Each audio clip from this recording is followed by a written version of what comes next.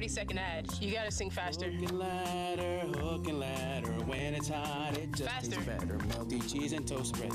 Mustard, mayo, perfect spread. Lettuce, green, and onion. The sandwich is too big for the song. It's too big. The Hook and Ladder, available only at participating Firehouse Subs restaurants. Hendrick. Love Chevrolet and Love GMC are now Hendrick Chevrolet and Hendrick GMC, part of Hendrick Automotive Group. Buy now and make no payments for 4 months at the all-new Hendrick Chevrolet and Hendrick GMC in Columbia. With approved credit, see dealer for details. And now, traffic sponsored by Wetzel's Automotive on the Game Network.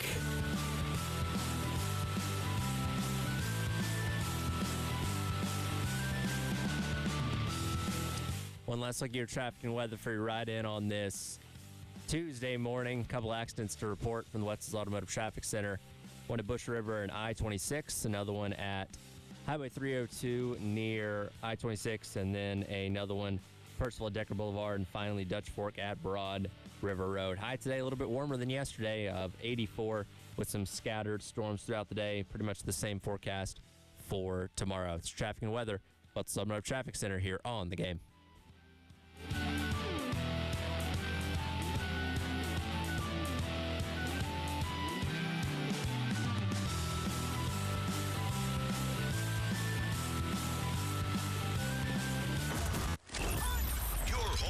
Gamecocks. 107.5 The Game. WNKT Eastover, Columbia. A Cumulus media station. The Extra Point with Tyler Head and Jack Veltri from Gamecock Central. Call or text 803-404-6100 on the Game Network and on 107.5 The Game app.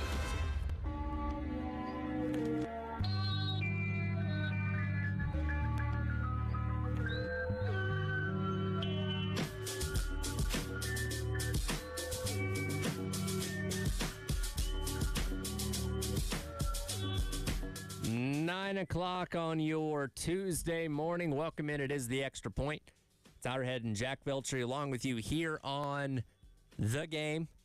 Another day closer, man. Inching ever closer. Under 4 weeks now. Technically 2.5 weeks until 26 days. Or no. It's 2.5 weeks until week 0.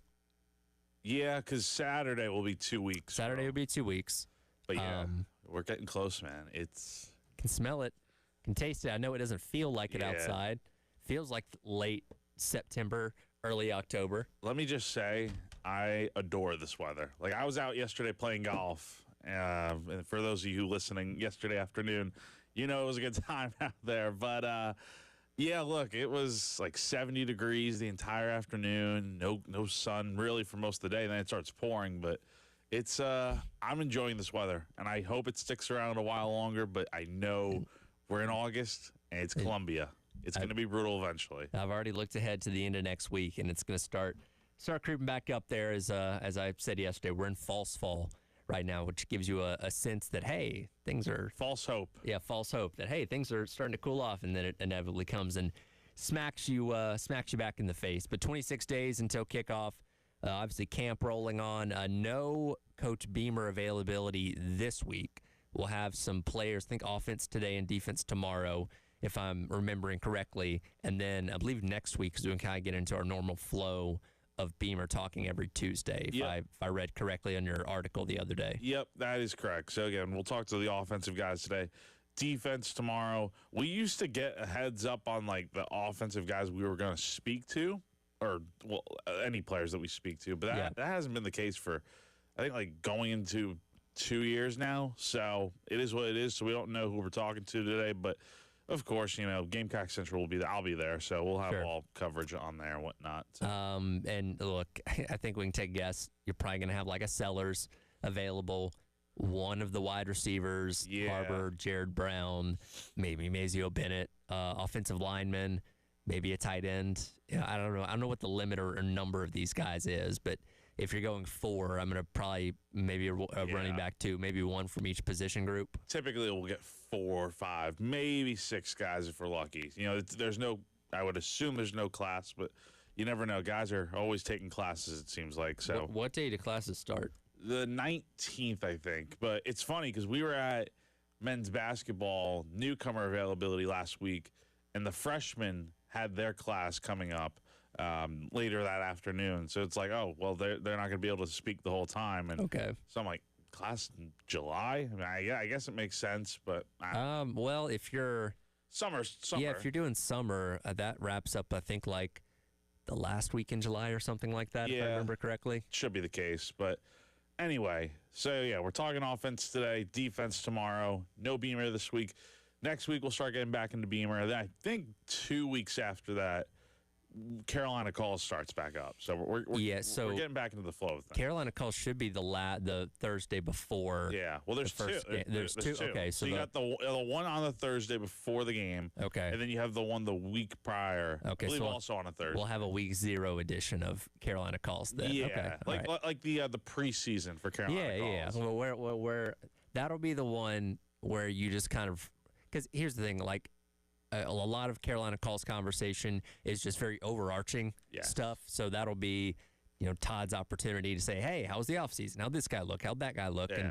And, a lot of things that we've already talked about quite a bit. But I guess you get that out of the way in week 0. And then week number 1, it's like, hey, Virginia Tech, what do you think? Let's look at them, those kind of things. Exactly. So I like the way it's going to shape out. But, man, we're kind of getting back into full swing of things now. Scrimmages are going to be coming up, and things are going to be coming together for this team relatively soon. So I'm looking forward to it. Well, as we inch closer to the start of the season, the polls are starting to trickle their way out. Got the coaches poll yesterday. We'll dive into that coming up next. But first, it is time for our Sandstorm Pick Me Up.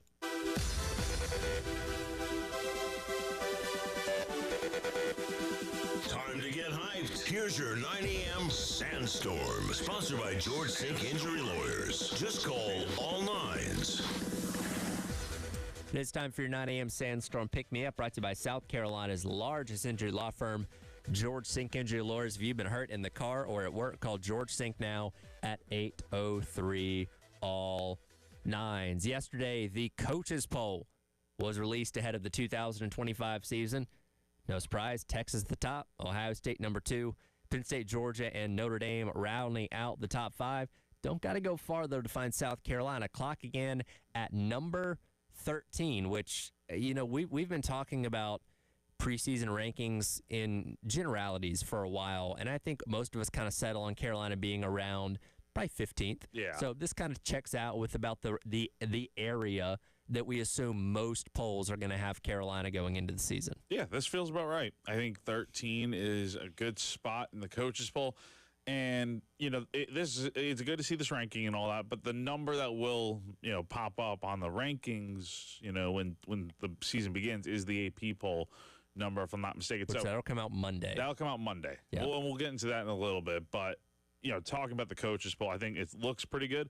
Honestly, just not about South Carolina here, but going into the year, and I think this is how it's going to be in the AP poll, Texas and Ohio State, we're going to get a 1 versus 2 matchup to open the year. That's assuming it's the same in the AP poll. Assuming. That's pretty cool. Well, let's face it, it's probably going to be. Probably is going to be. But that's pretty cool to think about. So I think South Carolina's in a good spot. I mean, you kind of look at this list.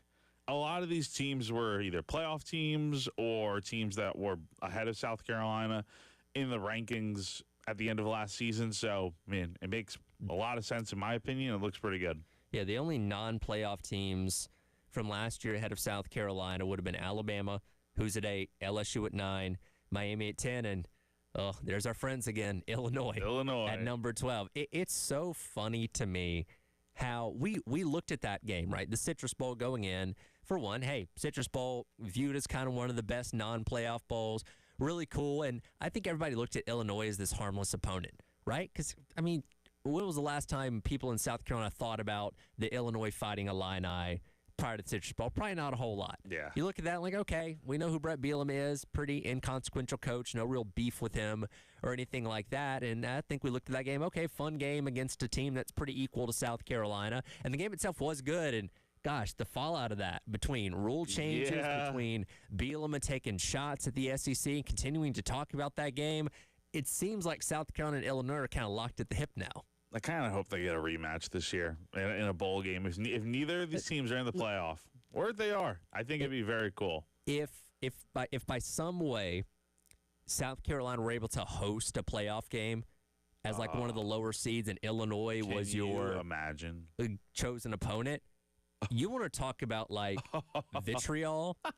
Like I think we'd be talking about like maybe not to quite the level, but like a Clemson type of atmosphere for the Illinois game if you did end up drawing them. I was just gonna say, this is a wild take. I think it'd be a crazier atmosphere than the when you Clemson add the game. playoff element to it. Yeah, when you have the playoff element that to might it, put it over the top. And the fact that these two teams don't typically really like each other.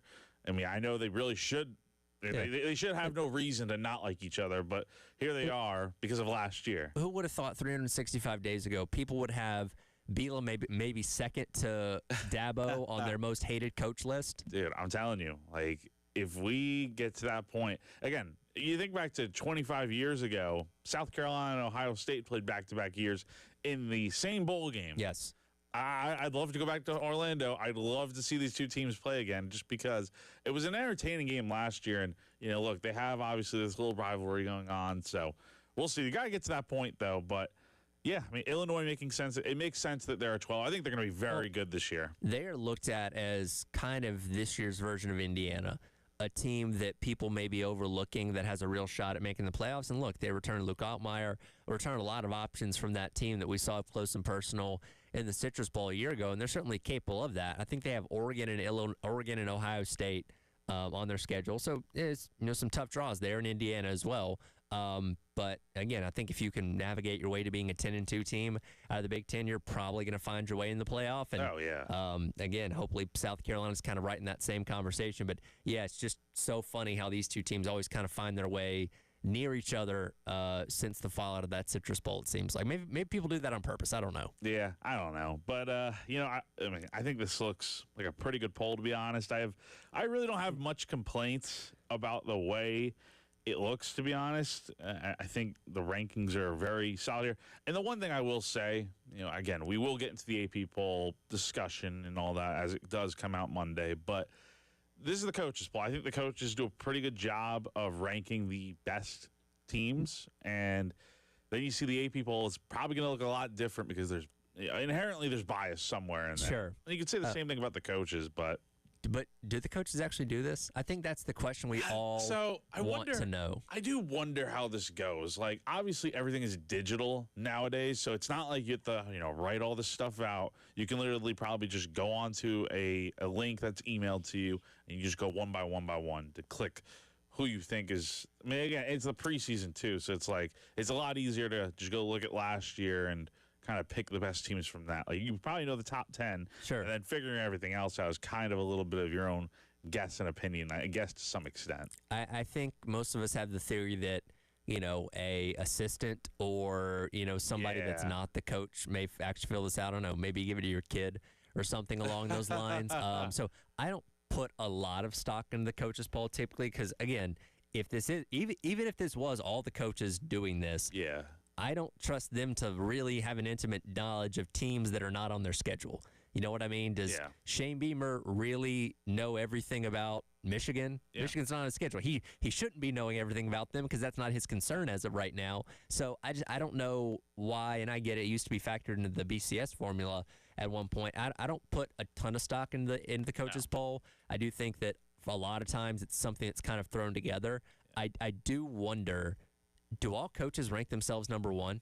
Like, if you're the coach that actually fills it out, do you just say, oh, well, I think, we hear it from them, right? Every coach says, well, I think we got the best team in the country. So do you put yourself number one? Well, considering this poll, and again, you look at it, there's the, in parentheses, number one spot, and it's kind of like what the SEC preseason poll was, where you have how many, which teams were voted to win the conference amongst the rest.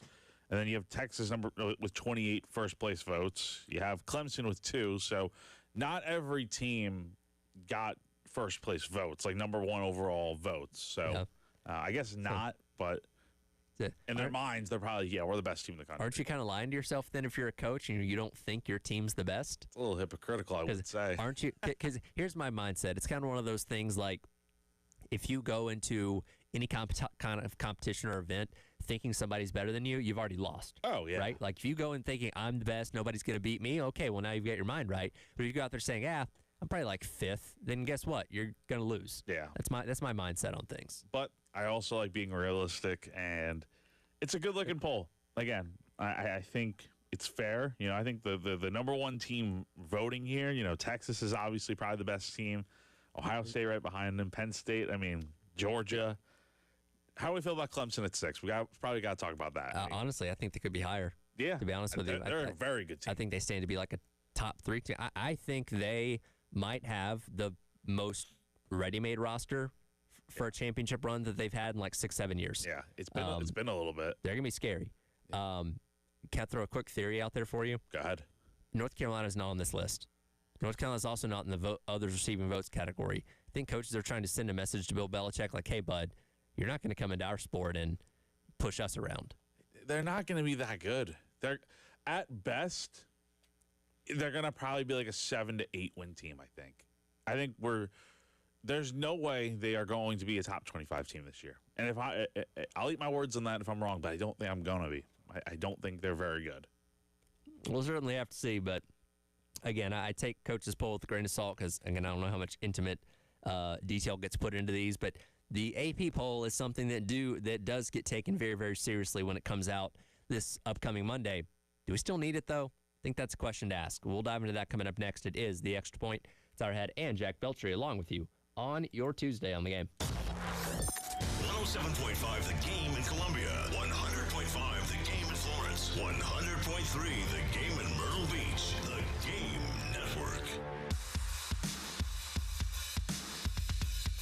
The Game Summer Golf Classic is Friday, August 22nd at Charwood Golf Club. Tee time is 9 a.m. Registration starts at 7:30. Mimosa bar provided by Saki's Wine and Spirits. Onion sausage for breakfast and Firehouse subs for lunch. And oh yeah, we have prizes. And the golf gun is back again. $400 a team. Call 803-755-2000 and press number 2 to sign up. Broadcasting live from the Herndon Chevrolet studio. Herndon Chevrolet is your hometown dealer. Stop by today or shop online 24/7 at herndonchevy.com. Tyler Ed here for our friends over at Canty Foundation Specialist. I've been telling you about Canty Foundation Specialist for years now, so I know a thing or two about issues you might spot around your home that could be serious foundation problems. And I will happily remind you once again, those issues include cracks in your exterior brick, cracks in walls or above windows and door frames, doors and windows that might be sticking, uneven or bouncy floors, or cracks over your garage door. If you have any of these problems with your home, you could have serious foundation problems. That's where our friends at Canty Foundation Specialists come in. Go online to schedule an appointment today at cantycanfixit.com. They'll send a professional out to your home to evaluate your foundation issues and get them fixed so you and your family can live without worry going forward. Again, go online to schedule an appointment today at cantycanfixit.com and trust the professionals at Canty Foundation Specialist.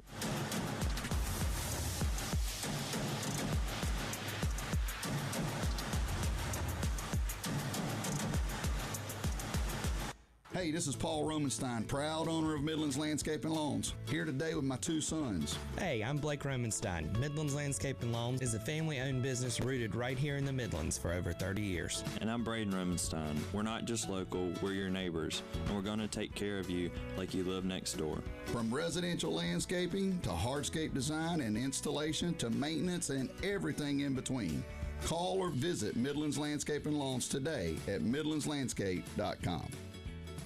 Have you ever had issues with your Wi-Fi? You're not alone. Most people have. Many times issues with Wi-Fi are caused by an old router and modem or an aging Wi-Fi network not up to today's demanding standards. Let Integrated Media be your Wi-Fi experts and come out and test your Wi-Fi during a free in-home consultation. They'll inspect your current hardware, run speed tests at different locations inside and outside the home, and can even advise you on your current service provider to see if you're up to date and make sure you're not overpaying each month. Is it time to make the jump jump to fiber internet, Integrated Media can recommend, sell, and install the Wi-Fi equipment needed to update your home and even guide you to the best service provider available in your area. Give them a call today to get your Wi-Fi up to speed. 803-948-8327. And for those of you on the outskirts of the Midlands with no internet service provider available, ask Integrated Media about Starlink as an option for your home today. That's 803-948-8327 for Integrated Media. Texting privacy policy and terms and conditions posted at textingterms.us. Texting enrolls you for recurring automated text marketing messages. Message and data rates may apply. Reply, stop to opt out.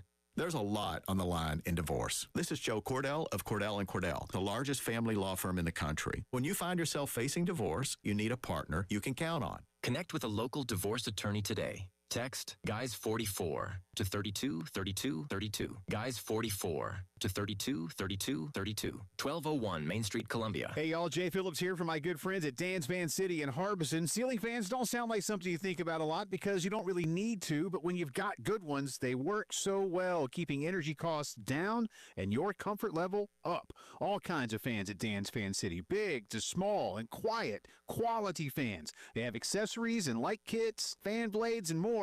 Stop by and see them soon, Harbison Boulevard next to Total Wine, or call Dan's Fan City, 781-FANS. You'll be glad you did. Average Amy's. Our coffee has caffeine and our muffins are cooked.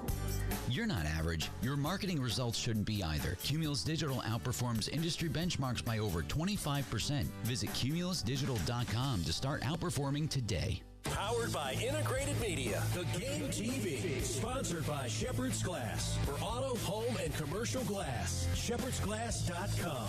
In Chapin and West Columbia. The Game TV. Sponsored by Shepherd's Glass. Shepherd's Glass.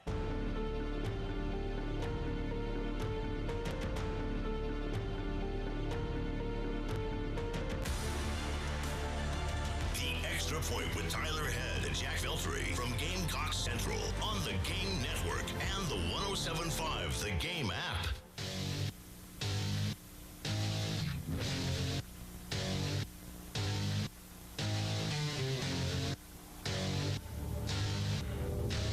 Welcome back in. It is the Extra Point. Tyler Head and Jack Veltri along with you on your Tuesday here on the Game. Been telling you about it, but I'll remind you once again, the Game Summer Golf Classic is coming up Friday, August 22nd out at Charwood Golf Club in West Columbia. 9 a.m. tee time. Registration starts at 7:30. Going to have onion sausages for breakfast once again, Firehouse subs for lunch.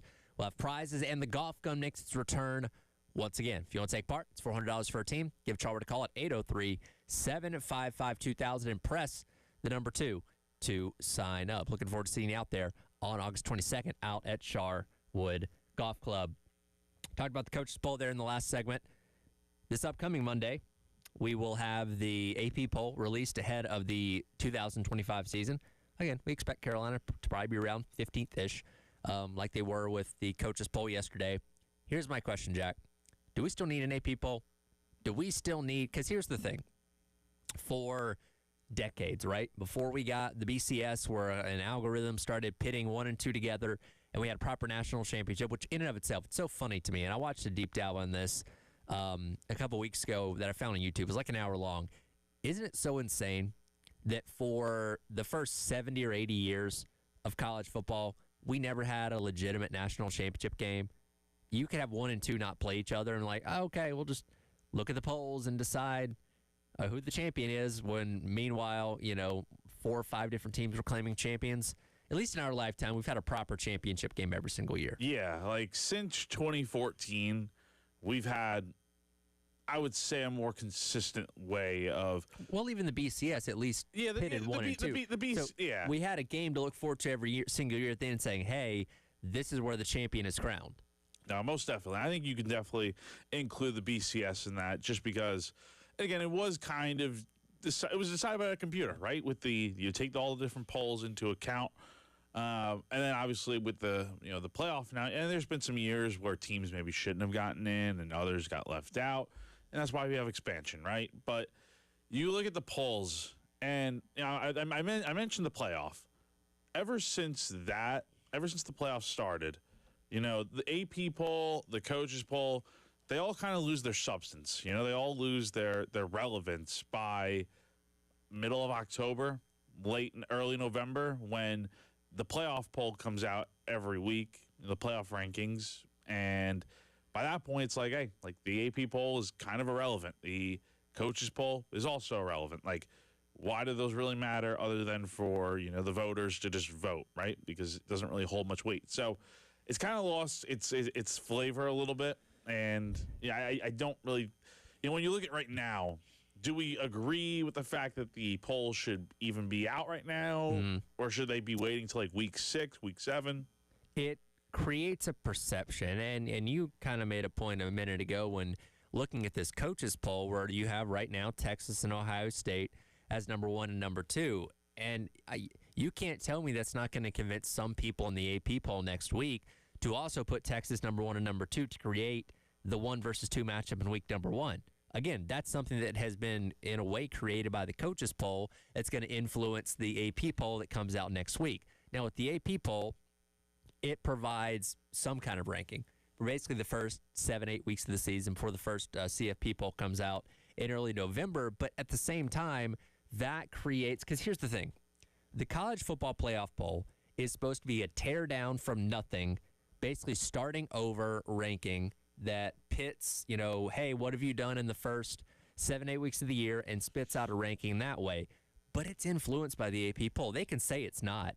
But if a team is ranked number 7 in the AP poll at the end of week number 8, and the first college football playoff poll comes out a couple days later, and they're also number 8, you can't tell me that's not an influence from the AP poll. So while it doesn't technically matter in terms of like who's getting selected for the 14 or for the 12-team playoff, it does have an influence. It does. At the end of the day. It does. And there are a lot of other problems, I think, specifically with the AP poll when you look at it like the people who vote are, they're from different USA Today sites or just, different people in general. And one of the AP voters is, Brett McMurphy from On3 now. Yep. He came out with his poll yesterday and noticeably caused a little bit of an uproar here with South Carolina being left out. The crazy part about it is not just the fact that South Carolina was left out.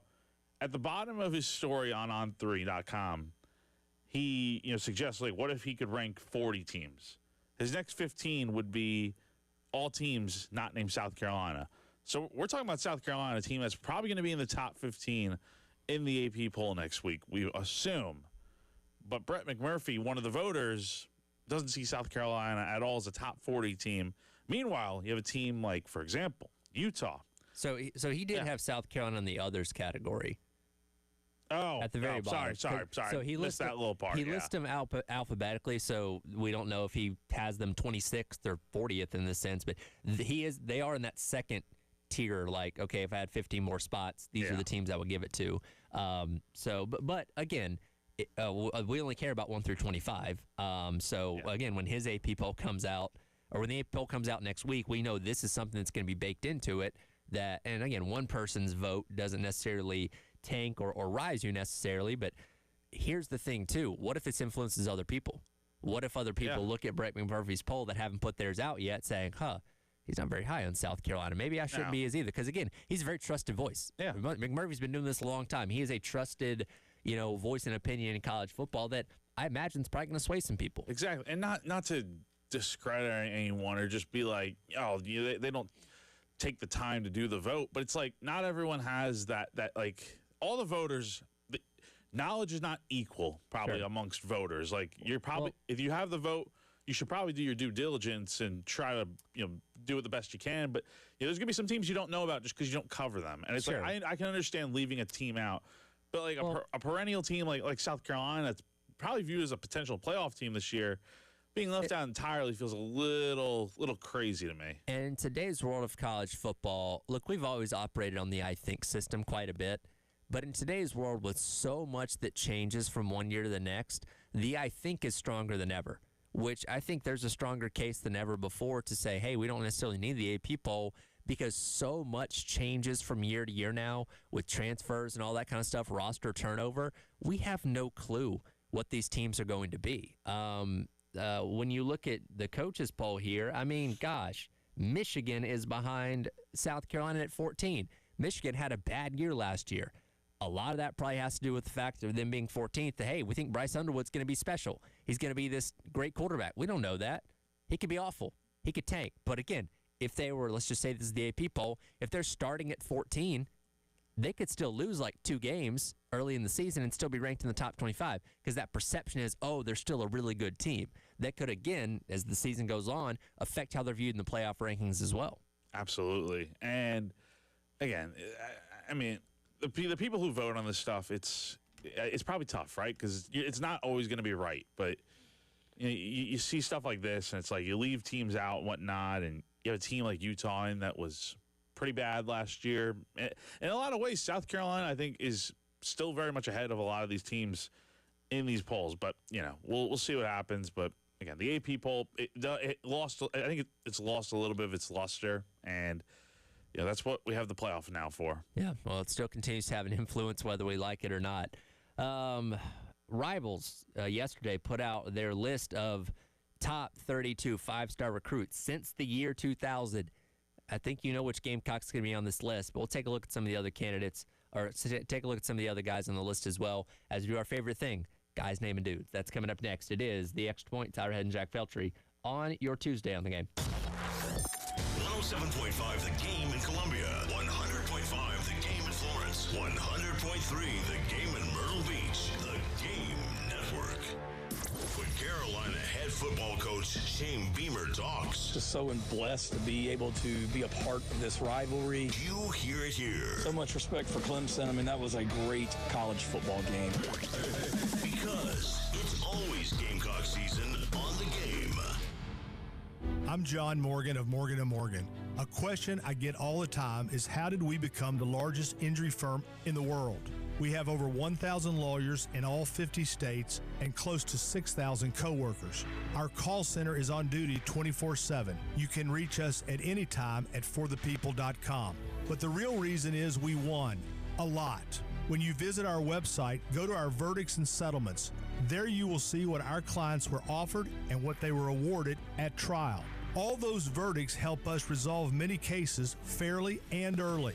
You see, nothing beats reputation. The insurance industry knows who we are. We even have insurance adjusters call us for representation because they know too. We've made it easy.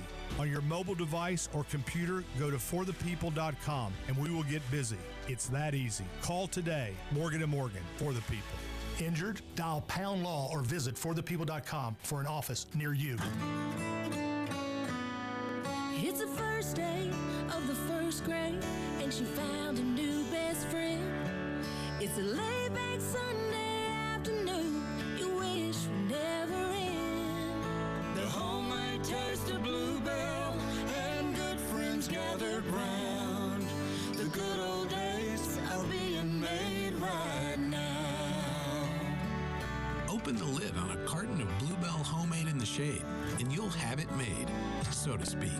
It's a combination of our top-selling homemade vanilla ice cream with a swirl of rich chocolate fudge sauce. Enjoy an instant classic. The good old days are being made right now. The good old days are being made right now. Look for Bluebell half-gallon specially priced $5.99 when buying 2 at all Kroger's now through August 5th. Actual price will depend on product and subscription plan. Featured products are compounded drug products which the FDA does not approve or verify for safety, effectiveness, or quality. Prescription products require an online consultation with a healthcare provider who will determine if appropriate. See website for details, restrictions, and important safety information. Want a boost in and out of the bedroom? Hims has you covered. Introducing a new 2-in-1 approach to level up your game. Tadalafil for better bedroom performance and zinc for testosterone support. Put it all together and you've got what you need to turn things all the way up. Getting started is simple. Just go to hims.com/radio to start your free online visit. Through Hims, you can access ED treatments including pills, chews, and more. 100% online. No office visits, no pharmacy lines. Just fill out a simple intake form and a licensed medical provider will determine if treatment's right for you. If prescribed, it ships free and discreetly to your door. Find affordable treatment options at up to 95% less than brand names at hims.com/radio. That's hims.com/radio. HIMS.com/RADIO. Summertime in Columbia. And if you hate the paint, do what Jean did. She called Rhino Shield. So the house was built in 1952. We had Rhino Shield out about a year and a half ago to paint our house from gray to white. Remember, Rhino Shield's not paint. It's better. My husband had to talk to me a little bit about Rhino Shield. Is it something we want to do? But it was 25-year guarantee. I just didn't know how we could go wrong. Stop painting year after year and get Rhino Shield right now for 10% off the regular price. We have 3 different exteriors to our property, and Rhino Shield painted them all. We were very pleased with the product and the job they did. Here's owner Dan Hoey. This offer's limited, so call today at 833-RHINO-99 or visit RhinoShieldCarolina.com. Don't paint. Don't vinyl. Go Rhino. No paint, don't vinyl. Go Rhino Shield. Never paint your house again. Rhino Shield. Average Owls. Our chairs sit. Our tables stand. You're not average. Your marketing results shouldn't be either. Cumulus Digital outperforms industry benchmarks by over 25%. See what Smarter Digital can do for you at cumulusdigital.com.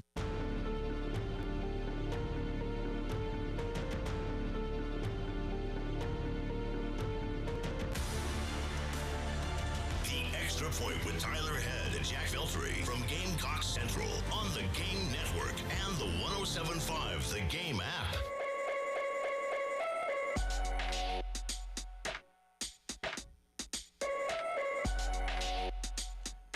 Welcome back in. It is the Extra Point. Tyler Head and Jack Veltri along with you here on your Tuesday on the Game. Thursday, it's going to be a busy day. From 9 to noon, going to be out at Firehouse Subs once again, this time in Elgin at 572 Spears Creek Church Road. Again, come by and see us there. And then from 12 to 3, halftime show going to be broadcasting live from Minuteman Press, which is literally like right next door to us at 1415 Gervais Street. Come by and hang out with us there as well. Looking forward to being out at both those locations coming up on Thursday. We have gone over some pretty cool lists this offseason, and a lot of outlets have been doing 25 lists because, you know, we're a quarter way through the 2020s or the 2000s, which is crazy to think about. But one of the neatest lists that I think we've come across is this one yesterday that Rivals put out, ranking the top 5 Rivals 5-star recruits since the year 2000. Obviously, Rivals and On3 now in conjunction there with everything. And to no surprise, Jadeveon Clowney finds a way on this list. We use the word freak a lot when talking about, you know, like Nick Harbor, guys like that, the Bruce Feldman's freaks list, which came out yesterday. Jadeveon Clowney, I think, checks every box for a freak. And I had no idea. I didn't know this, but it notes in this article, he was 6'3", 200 as a freshman in high school. Like, that's insane. That is. What a monster. Insane. I mean, he is one of the great high school players, I think, ever. And what he did at the college level translated over pretty seamlessly. I mean, he was just a menace on the field during his time in South Carolina. And, yeah, I mean, he comes from Rock Hill, South Point legend. I mean, just, you know, when you think of Football City, USA, and you hear Rock Hill, probably the first thing you think of in terms of football is Jadeveon Clowney and just the things he was doing almost 20 years ago now. It's kind of crazy to think about, and definitely makes sense for him to be number 6 on this list. Yeah, no doubt about it. And obviously, he lived up to every bit of it here at South Carolina. Freshman sack record, obviously on his way to being the number 1 pick. Look, his NFL career hasn't turned out to be, Hall of Fame worthy. We talked about that a little bit yesterday, but he's had a respectable career in the NFL. Injuries have obviously, dinged him up quite a bit, but he's not on a team as of right now, but he still has the opportunity to continue to play, a decade in, which is not something that, everybody can say. And look, he's a guy that's made the Pro Bowl a few times. I mean, he's been in the NFL for a while now, right? And I know he's not on a team this year, but he's been in the league for well over a decade now. And when we talk about if guys are busts or not, I don't think you would probably label him as a bust, even though he's the number 1 pick and supposed to do all these great things. And it just didn't really work out that way, especially with the Texans. still has had a pretty good career, I would say.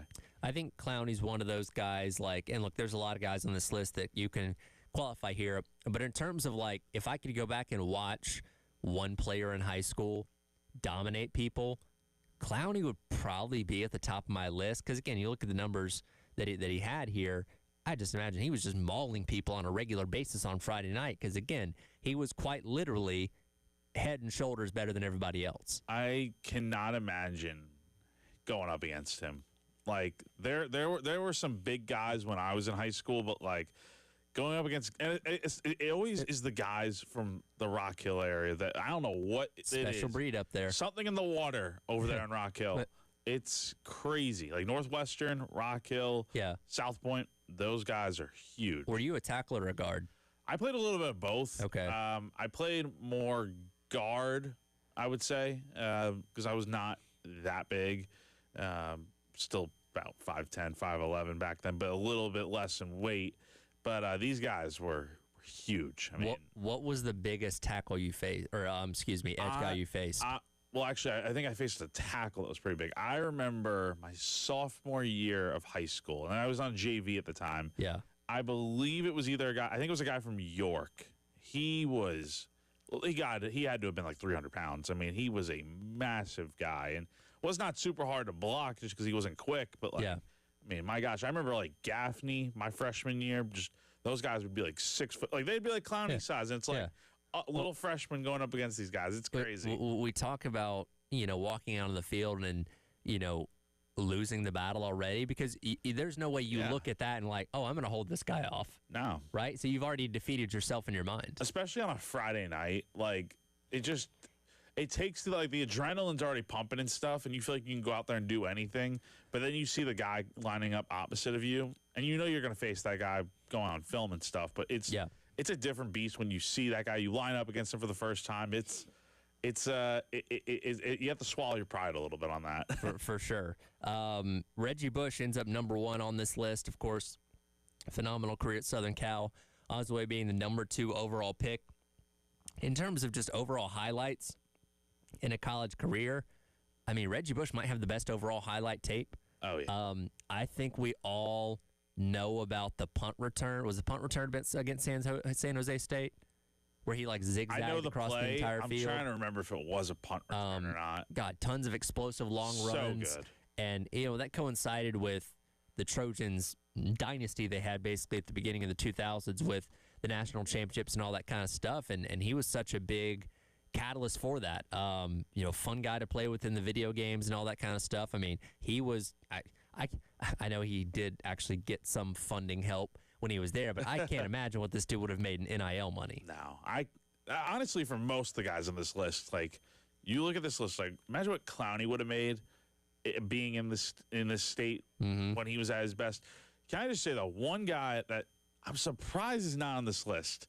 And I look back at his rankings and stuff. It's not that far fetched that he should be. He shouldn't be on this list. Derrick Henry, not being on this list, and to just go back, I'm looking at the Rivals database on 3. Number 13 ranked national player, number 1 running back, number 4 player in the state of Florida. Now he was a 5-star, right? So 247. I guess On 3 didn't exist at the time. Okay. But the 3 major recruiting sites at the time: 247 5-star, ESPN 5-star, and Rivals had him as a 4-star. So I think that's why he's not on the list. I was about to say maybe that plays into it because you're going based on stars and whatnot. But I'm surprised Derrick Henry's not on this list. Well, and for anybody that knows, and you can look it up, his stats at Yulee High School in Florida are otherworldly. Oh, this dude was a machine. Still is a machine to this day in the NFL. It's again, you talk about guys that it was just unfair to play against. I can't think about this. There was at some point in his senior year of high school where he went up against some freshman playing safety, right? And this guy was the last line of defense between Derrick Henry in the end zone, and he probably trampled the dude, right? I'm going to pull up his high school stats just to look. But, I mean, just put it this way. You think about Jadeveon Clowney probably being the best defensive player coming out of high school on this list, potentially. I feel like Derrick Henry is probably like the equivalent as far as offense goes, just in terms of sheer size. I mean, it's unfair. It really is, and I'm waiting to see if the high school stats will pop up here. But, I mean, the guy was simply unbelievable. One person on this list, the youngest person on this list, is actually Jeremiah Smith, who is only 1 year into his college career, getting set for his true sophomore year. And obviously, he exploded on the scene last year, 1,300 yards and 15 touchdowns. It's really scary to me to think about what he's going to be by the end of his junior year, because you heard the conversations last year that there's a lot of teams that would have drafted him in the first round if he was eligible a season ago, because he's that good. And there's still a lot more time. He's still got 30-some-odd college football games to play before he goes to the NFL. Saw a video the other day.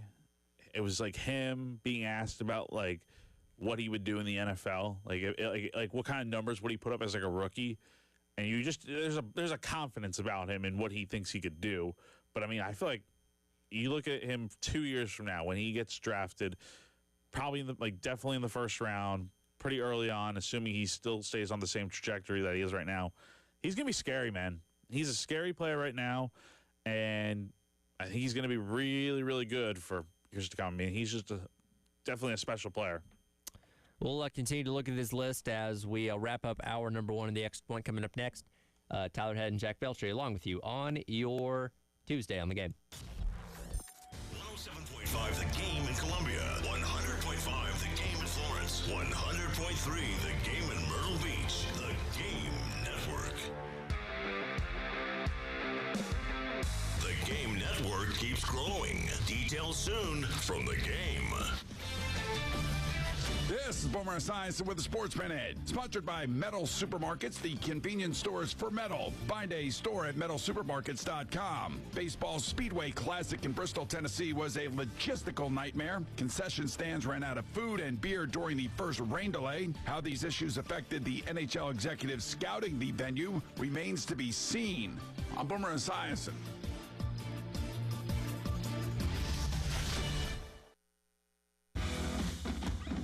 When you've got real work to do, Metal Supermarkets will help you get it done fast. With a huge variety of metals in stock, we can help no matter what job comes your way. And all it takes is a few clicks. We make buying metal online easy so you can spend less time shopping and more time getting things done. Metal Supermarkets, the convenience stores for metal. Place an order online today at metalsupermarkets.com. If you didn't think skipping breakfast was a big deal, you'd be right. Before. But now, Wendy's has Buck Biscuits. We're talking sausage, egg, and cheese biscuit, bacon, egg, and cheese biscuit, or even the Honey Buddy chicken biscuit for just $1 each. Seriously, you can get all three if you want. They're just $1, so you'll never skip breakfast again. If you're smart. Breakfast for $1? Gotta be Wendy's. Limited time only. Price and participation may vary. Limit 5 qualifying items per transaction. Not valid in the combo while supply. With Progressive's Name Your Price tool, you get coverage options based on how much you want to pay for car insurance. And then you decide how to spend the rest of your money because you're in charge. And right now, you're going to pay for groceries. But you decide what groceries. Just keep in mind you're running out of dishwashing soap. But you decide if you're going to buy that soap. It's just those dishes won't clean themselves, will they? Remember, with Progressive's Name Your Price tool, we'll help you find coverage at a fair price. And then you're in charge. Progressive Casualty Insurance Company and affiliates. Not available in all states. Price and coverage match limited by state law. Lowe's knows when you're looking for reliability, the right brand makes all the difference. And now, Lowe's is the exclusive home improvement retailer for the Whirlpool water treatment line, including their Wi-Fi softener, under-sink filtration system, and more. With Whirlpool's proven performance and our everyday low prices, better tasting, better quality water is within reach. Shop pro-trusted brands like Whirlpool and more, in-store or online. Lowe's, we help, you save. The back-to-school deals at Kohl's are so good, it'll feel like spoiling yourself. With 20% off the stuff your kids will actually wear, like jeans, tees, sneakers, and more.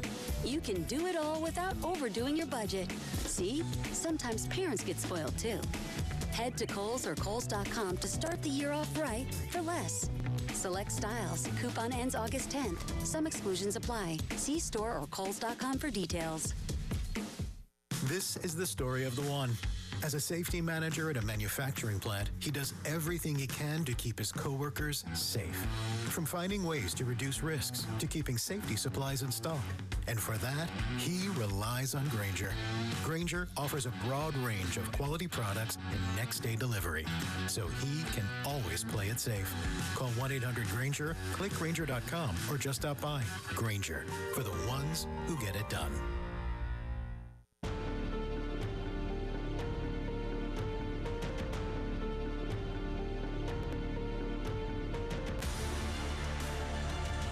Extra Point with Tyler Head and Jack Veltri from Gamecock Central on the Game Network and the 107.5 The Game app.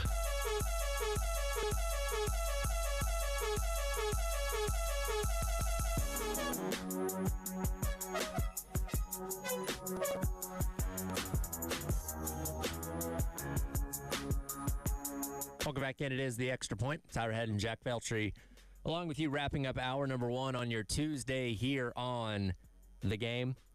Again, looking at the Rivals, top Rivals 5-star recruits since the year 2000, a list of 32 here on who they believe are the best since the turn of the century. You know a name that I really forgot about that ended up 32 on this list? Robert Condici out of Grayson. That's a name. He played, I want to say he played running back and defensive end when he was in high school. As a lot of these guys did, playing two ways. But I'm from not too far away from Grayson, and he was such a huge deal there. Obviously, he ended up going to Ole Miss. He was kind of right in that group, along with Laramie Tunsil, of, I think, the guys that went to Ole Miss because of the bags. You know what I mean? Because Ole Miss suddenly started finding some money to slide under the table, and they suddenly started getting all these high-profile recruits, which, weird how that happens, right? And this was before Lane Kiffin comes in and does what he's... That was early Hugh Freeze. Yeah, and that was when... I think that was when Ole Miss started getting pretty good. Because, I remember, those are the years that... I think this is probably the year before they beat Alabama back-to-back years, and they were... pretty good those years. And Laramie Tunsil's on this list, too. Let me double-check on this. He's a little higher on this list. Yeah, I'm just trying to see what year. Yeah, they both came in the same year, right? So, Tunsil and Kamdichi both came in 2013 as true freshmen. It was the following year in 14 and then 15 as well when they beat Alabama in those back-to-back years. And again, when you go uncover it, I think it's still on their YouTube channel, but SB Nation did a really good series on the bagmen of Ole Miss a couple years back, and these are two guys that benefited greatly from that. Because I remember, because Kamdichi, and it says it here, he was in the running for, guys like LSU and Clemson. Georgia was high on him. Alabama, I'm sure, as well. And when he went to Ole Miss, everybody was like, really? Ole Miss? Now, I believe his brother did play there. Denzel. Did play so there was some kind of connection, but it did seem odd, right? And again, it turns out these guys were getting bags at the end of the day. Yeah, I feel like a lot of guys on this list, pre-NIL, definitely the bags were probably being thrown around, but yeah. So pretty much everybody on this list, with the exception of somebody like Jeremiah Smith, existed in a pre-NIL world. Caleb Williams has played in the NIL era too. But in looking at this, because again, these are the best of the best in the past, Travis Hunter as well, in the past 25 years, who would command the most in NIL out of all these guys in like a single year? Not talking about some of these guys played 1 year, some of these guys played multiple years, but in a single year, who do you think would have made more money in NIL if they played in today's market in their prime? I think you probably go up to the top 5 for this. And also, I just want to say one name on this, not on this list, not named Derrick Henry, that I think would probably command the most NIL amongst any of these guys.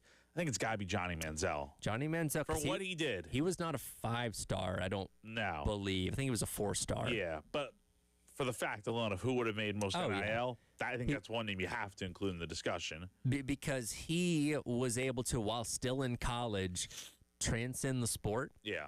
To where he was just known across the sport and non-sports landscape too, which is a very hard thing to do. So that appeal that he would have would stretch far and wide, talking about brand deals and all those kind of things. It'd be crazy. And I'll give the similar answer to who I think would command the most. How about Tim Tebow? I was just going to say the same thing. He's such a, number one, he's a very likable guy. Sure. So that helps a lot. but then he's also playing quarterback at Florida. He's doing all the things that he's doing.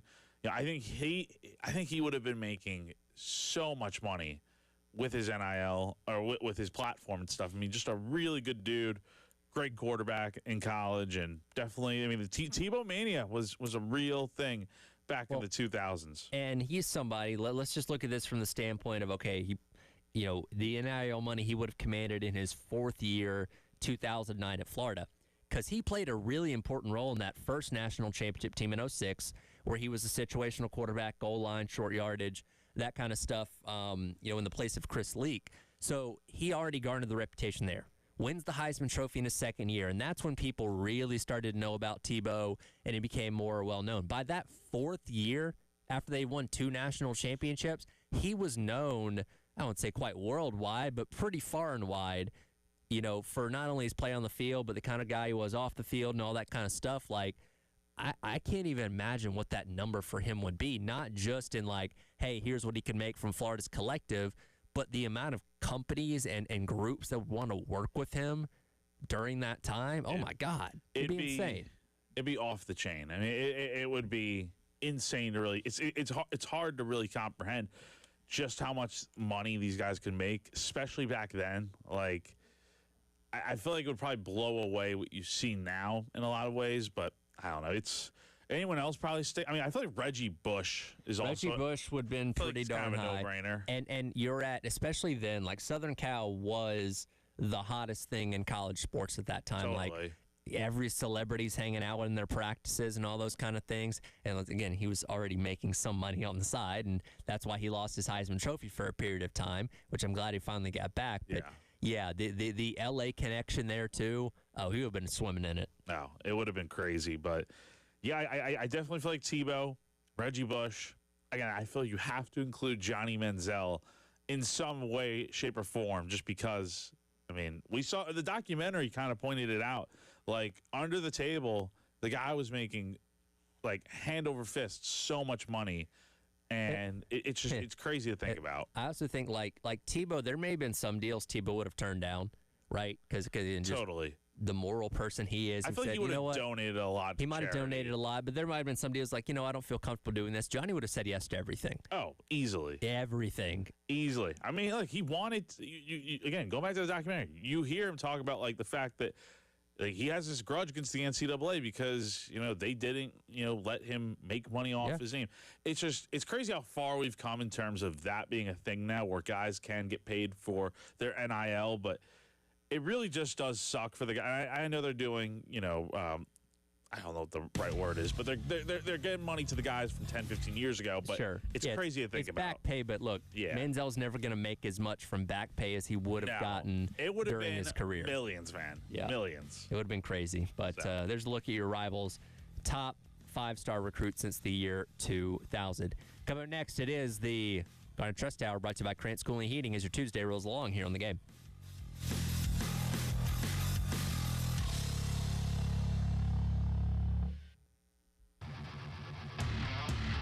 Broadcasting live from the Herndon Chevrolet studio. Herndon Chevrolet is your hometown dealer. Stop by today or shop online 24/7 at herndonchevy.com. Clyde here for our friends over at Twin Peaks.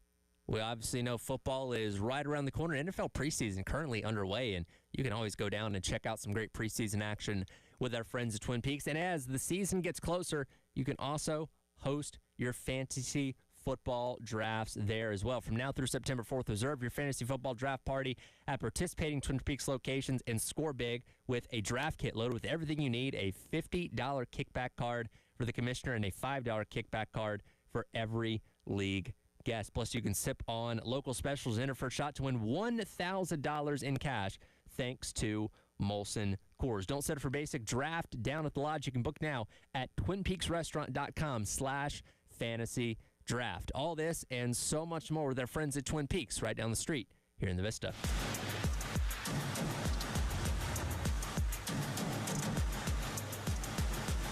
Looking for a dealership that treats you like family? Come to Herndon Chevrolet, where we've been proudly serving Lexington and the Midlands for over 50 years. Whether you're shopping for a new or pre-owned vehicle or just need expert service, you'll find it all right here. Shop online anytime at HerndonChevy.com or stop by and see why Herndon Chevrolet makes you smile. Herndon Chevrolet, Herndon makes you wanna smile. Is your crawl space damp or musty? Water in your crawl space can cause wood to rot and creates an environment for mold and mildew that can make its way inside your home. Canty Foundation Specialist specializes in crawl space repair. Call us today for your free inspection so you can have the peace of mind knowing your crawl space is dry and your home is protected. Call today, 803-424-8380, or visit cantycanfixit.com.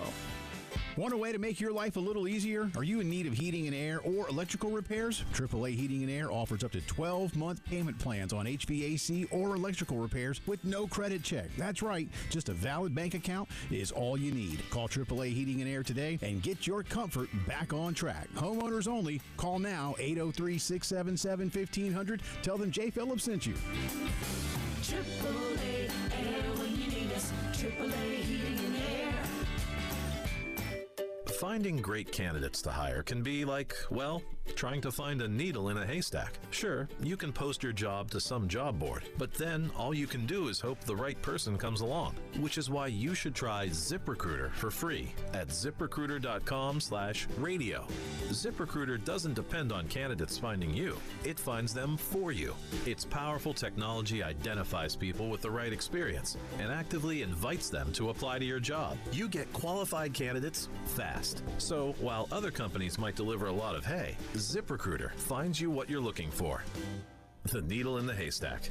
See why 4 out of 5 employers who post a job in ZipRecruiter get a quality candidate within the first day. ZipRecruiter, the smartest way to hire. And right now, you can try ZipRecruiter for free. That's right, free at ZipRecruiter.com/radio. That's ZipRecruiter.com/radio. ZipRecruiter.com/radio. Hey, this is Ray. And Mary Ann with Absolute Glass. And we're happy to have been voted Lexington's best glass store for 15 years in a row. Many drivers are unaware that your cracked windshields can be replaced, usually at absolutely no cost to you. If all the high-end car dealerships in town can trust us to do their glass needs, so can you. We service the Midlands both at our shop in Lexington, but we are also happy to come to you at home or work. Find us online at AbsoluteGlassInc.com. And remember, if you can see through it, we can do it.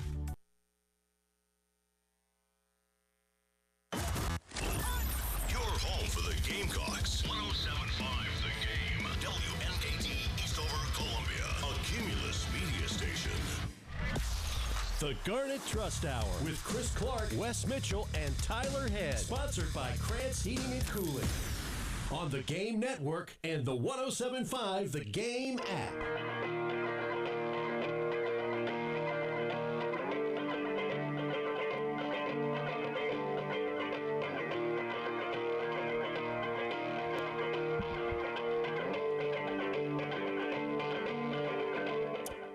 O'clock Tuesday morning. Welcome in. It is the Garnet Trust Hour. Brought to you by Krantz Cooling and Heating. Tyler Head and Chris Clark along with you. Oh, man. Another day closer. Inching ever closer to the start of the college football season. 26 days, man. Only 26 days. Well, preview, but teaser. Okay. Radio teaser. All right. You got your question ready? I do. I do have the question ready. What time is that thing locked in? Is it generally done the night before? You spill it over to the morning sometimes? Typically, yeah. Look, I always try and have everything done the night before.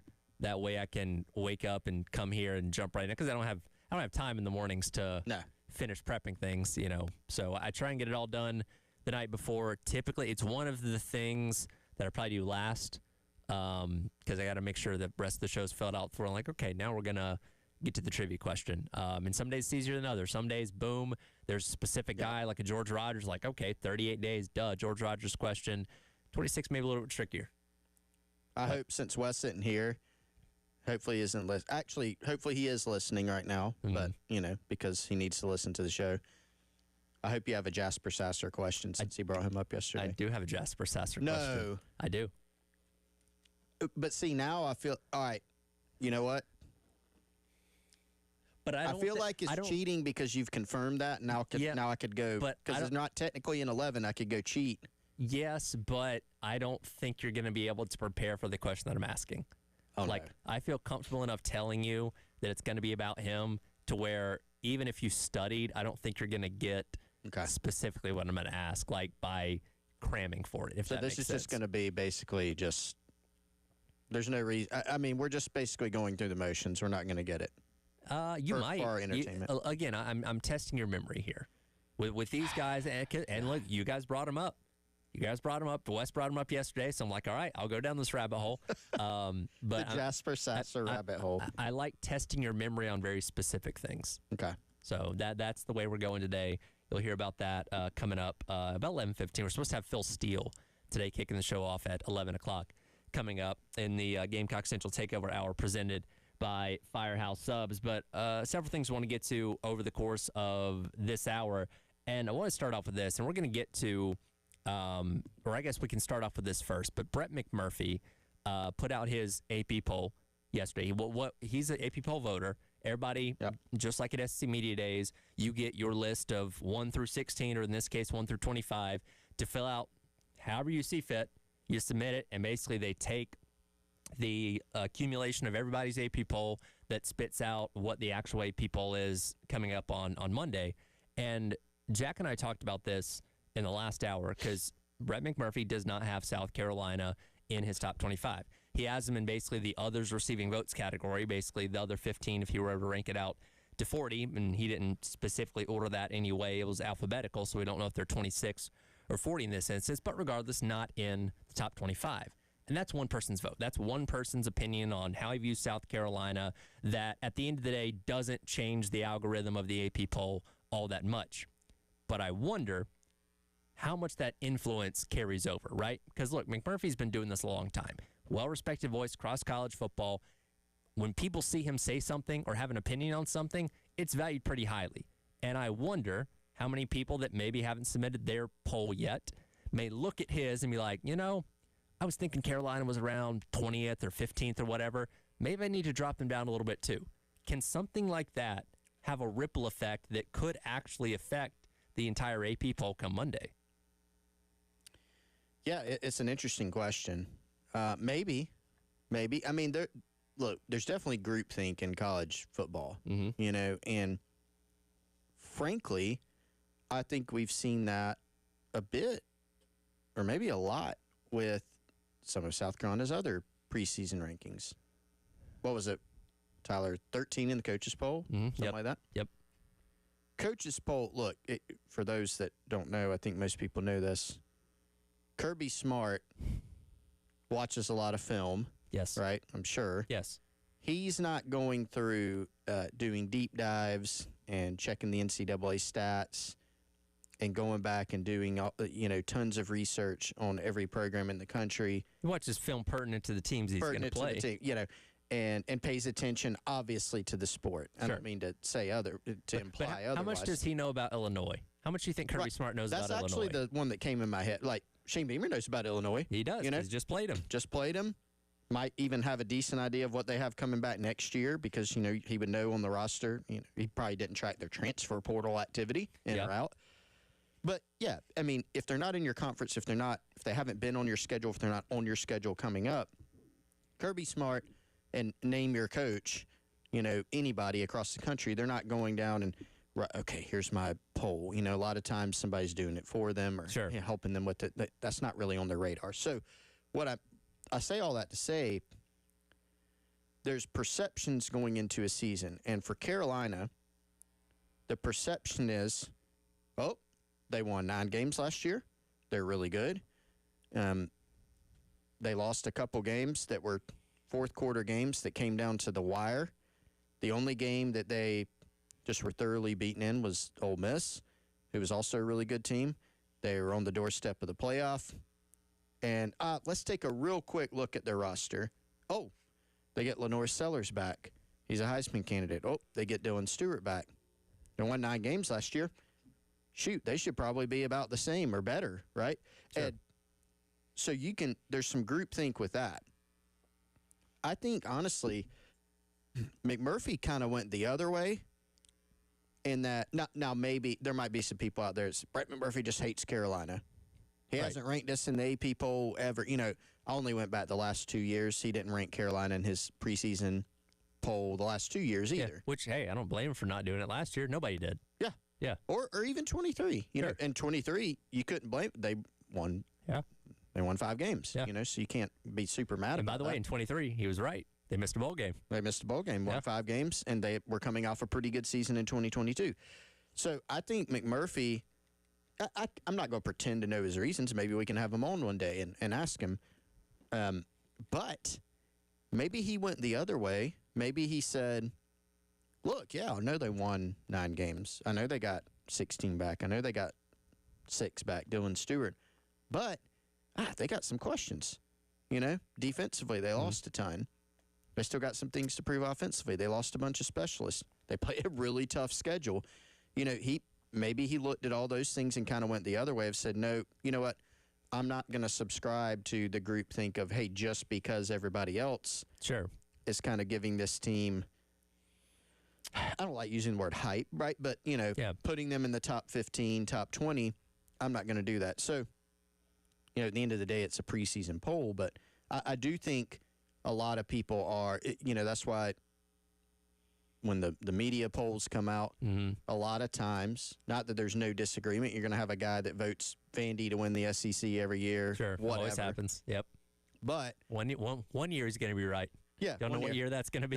There's going to be your favorites, right? Yeah. And South Carolina is kind of one of those teams that is getting some attention this offseason. I think McMurphy just maybe didn't subscribe to that and kind of did his own thing. And I try, and I feel like maybe it's easier for me to do this than a lot of people here. I try and remove myself from the bubble of Columbia sometimes and look at things objectively across all of college football. Because, again, I didn't go to school here. I've only been covering this team for the past handful of years. So I feel like I can maybe give an objective view of a place like Carolina, where if we were talking about any other team in the country, let's just use Clemson up the road, for example. And look, they have one of the best rosters in college football this year and are going to be one of the favorites for the national championship. But let's say instead that they lost just about everything off that defense a year ago, and they're returning, Kake Lubnick and pick whatever star defender. Peter Woods. Yeah, Peter Woods. T.J. Parker, Or T.J. Parker, and that's it. That's all they had coming back that you knew about this year.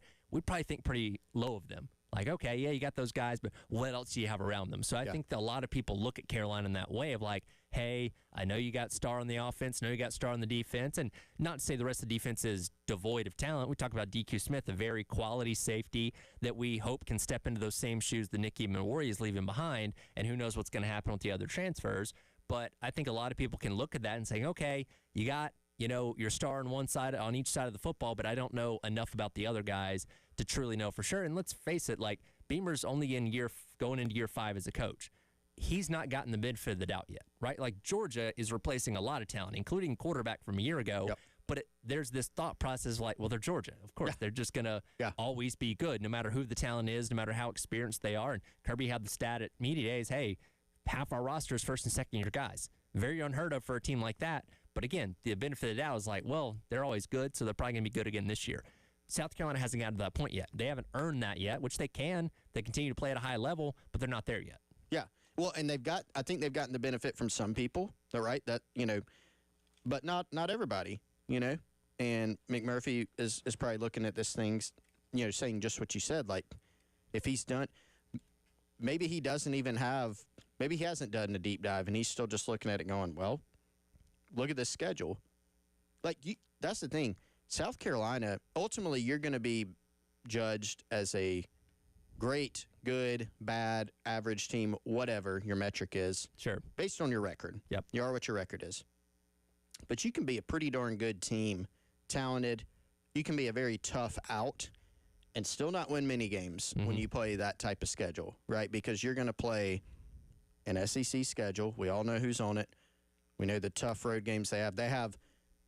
And play Clemson at the end of the year, you're going to have multiple teams that are playoff favorites or have a good chance to be playoff teams, ranked, not just, they snuck into the top 25, like multiple top 10 type teams.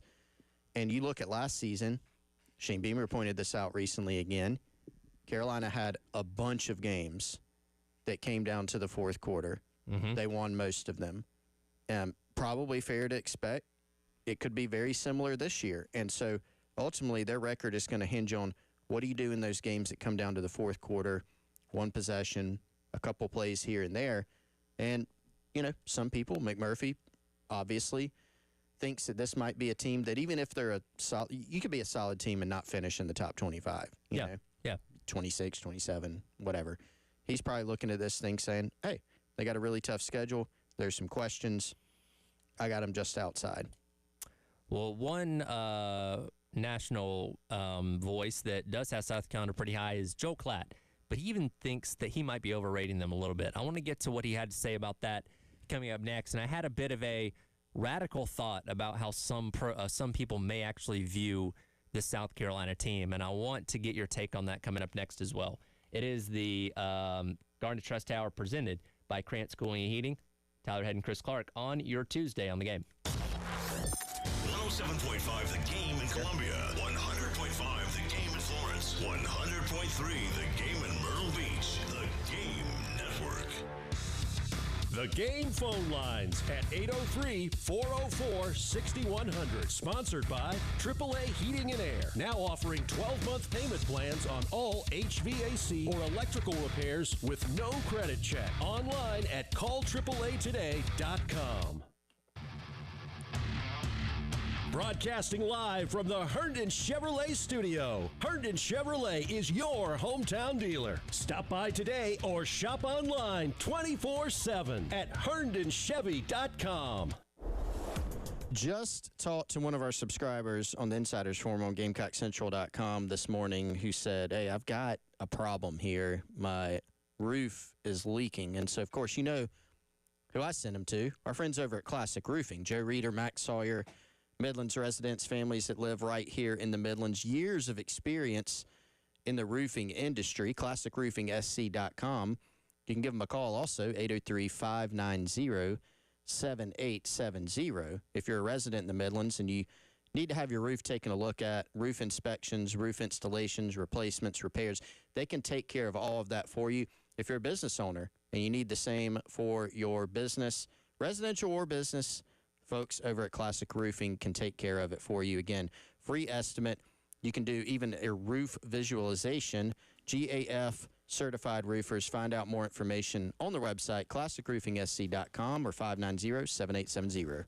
It's the Hendrick Chevrolet Countdown to Kickoff. 26 days away. Love Chevrolet is now Hendrick Chevrolet. Choose from an even larger selection of new Chevy trucks, SUVs, cars, EVs, and certified pre-owned. Visit HendrickChevroletColumbia.com. Together, let's drive. Hey, y'all. Jay Phillips here from my good friends at Dan's Van City in Harbison. Ceiling fans don't sound like something you think about a lot because you don't really need to, but when you've got good ones, they work so well, keeping energy costs down and your comfort level up. All kinds of fans at Dan's Van City, big to small and quiet, quality fans. They have accessories and light kits, fan blades, and more. Stop by and see them soon, Harbison Boulevard next to Total Wine, or call Dan's Fan City, 781-FANS. You'll be glad you did. Josh loves the summers in Columbia, but he hates to paint, so he called Rhino Shield. We have a cedar-sided home at the end of the woods, painted like 1980s beige. We wanted something that was more of a mid-century and modern look. We were driving around and we saw a sign in somebody's yard and said Rhino Shield. It's not paint. It's not paint. It's better. We gave Rhino Shield a call, and they were fantastic with the arrangement on the schedule. The 25-year guarantee was important to us. This is our forever home, and we want to make sure that whatever we're doing is going to last a long time. Stop painting year after year and get Rhino Shield right now for 10% off the regular price. I'd say if you're thinking about Rhino Shield, just do it. It's been 2 years now, and it still looks like the day it went on. Here's owner Dan Hoey. This offer's limited, so call today at 833-RHINO-99 or visit RhinoShieldCarolina.com. Don't paint. Don't vinyl. Go Rhino. Don't paint. Don't vinyl. Go Rhino Shield. Never paint your house again. Rhino Shield. When you're hiring, have you ever felt like you're missing out on meeting truly great candidates for your roles? It seems impossible to find them, but they have to be out there somewhere, right? Well, they're not hard to find when you know where to go, and that place is ZipRecruiter. And right now, you can try ZipRecruiter for free at ZipRecruiter.com/radio. ZipRecruiter helps 10 million people with their job search every day, and because these people are actively looking for jobs just like yours, it's easy to find the right person right away. In fact, 4 out of 5 employers who post on ZipRecruiter get a quality candidate within the first day. But if you're not using ZipRecruiter, you're missing out. So see what it's like when the impossible is easy. When you go to ZipRecruiter.com/radio right now to try ZipRecruiter for free. Once again, that's ZipRecruiter.com/radio. ZipRecruiter.com/radio. Never miss out on great candidates with ZipRecruiter. Powered by Integrated Media. The Game TV. Sponsored by Shepherd's Glass. For auto, home, and commercial glass. ShepherdsGlass.com. In Chapin and West Columbia. The Game TV. Sponsored by Shepherd's Glass. Shepherd's Glass.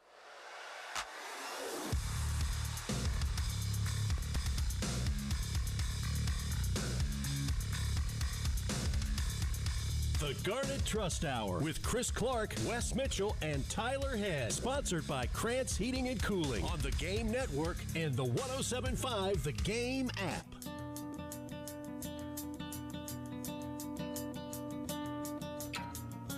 Welcome back in. It is the Garnet Trust Hour brought to you by Krantz Cooling Heating. Tyler Head and Chris Clark along with you here on your Tuesday on the Game.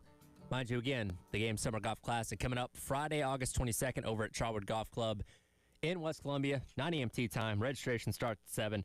Going to have, of course, the onion sausages for breakfast that morning, our favorite Firehouse subs for lunch that day, as well as, don't forget to mention this as well, the mimosa bar provided by Saki's Wine and Spirits as well. So we're going to have a real good time out there on August 22nd. If you want to take part, it's $400 for a team. Call Charwood at 803-755-2000. Press number 2 to sign up, again, for the Game's Summer Golf Classic, as we'll be on the eve of week 0 at that point, as much of a as opposed as Wes is to that. Yeah, I mean, you can come out, get your man. It might be tough to play golf with all that food. Man, them onion sausages. Yes, those things are really good. Phenomenal. Come get yourself ready for Iowa State at Kansas State. I'm ready, man. Farmageddon in Ireland. Dublin. Farmageddon in Ireland. I'm ready. That is fantastic. I'll be tuning in. I will. That's as well. at noon on Saturday on ESPN. I'm ready for football, and I'm going to watch some. Well, that'll be the official start of the college football season. But until then, we've got a lot of polls and rankings to decipher through. And we talked about Red McMurphy not having South Carolina in his top 25 ahead of the AP poll coming out on Monday. Joel Klatt of Fox Sports did have South Carolina in his. In fact, he had them at number 11, but even he says he might be ranking them a little too high. At number 11, this is really a team that I think I've overrated them, but they've got a quarterback that I think is exceptional. They have a defensive player that could be one of the best defenders in the sport. And so because of that, I've got to rate them high. Maybe not top 10, but at 11, I've got South Carolina. I'm talking about quarterback Lenore Sellers, Dylan Stewart off the edge. Just those two alone, right? Like, they've got something going. The defense has got to replace a good amount, in particular on that defensive line. But Beamer has recruited well. Shane knows what he's doing on the recruiting trail, and the talent level has risen in that program. And they're going to have time to develop and get better as the season goes. So this team's schedule is backloaded.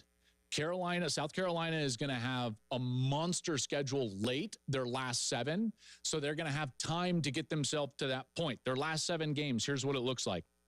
At LSU, Oklahoma, Bama, at Ole Miss. Then they have an off week. Then they're at A&M. Then you get the beautiful SEC November cupcake in Coastal Carolina. Then Clemson to finish. I hate those games in November, but whatever. That's difficult.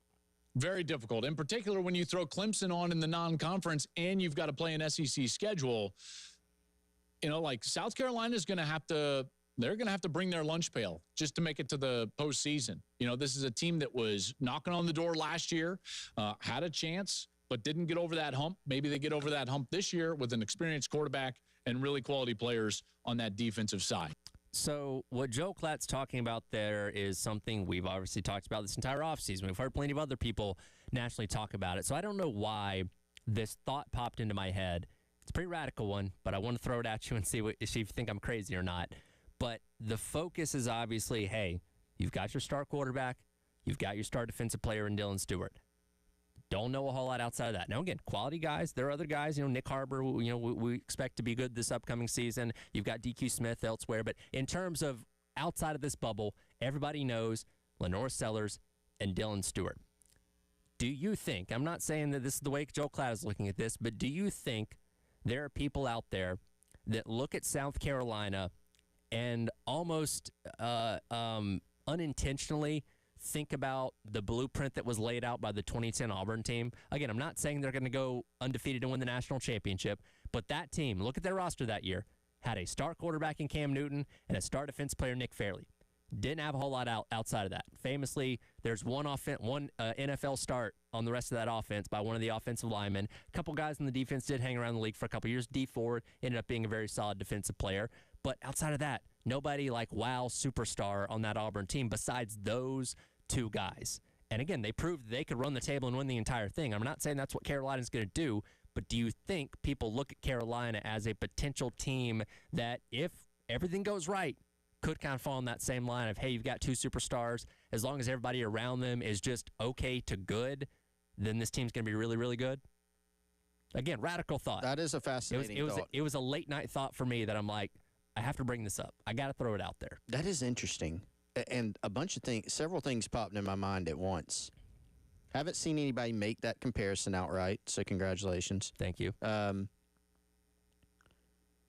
I tend to revert back to what we've been talking about, in that I think most of the people that are ranking South Carolina as highly as they are, and that's not to say the team doesn't deserve it. I'm not sitting here saying, like, I haven't gone through and made my own poll.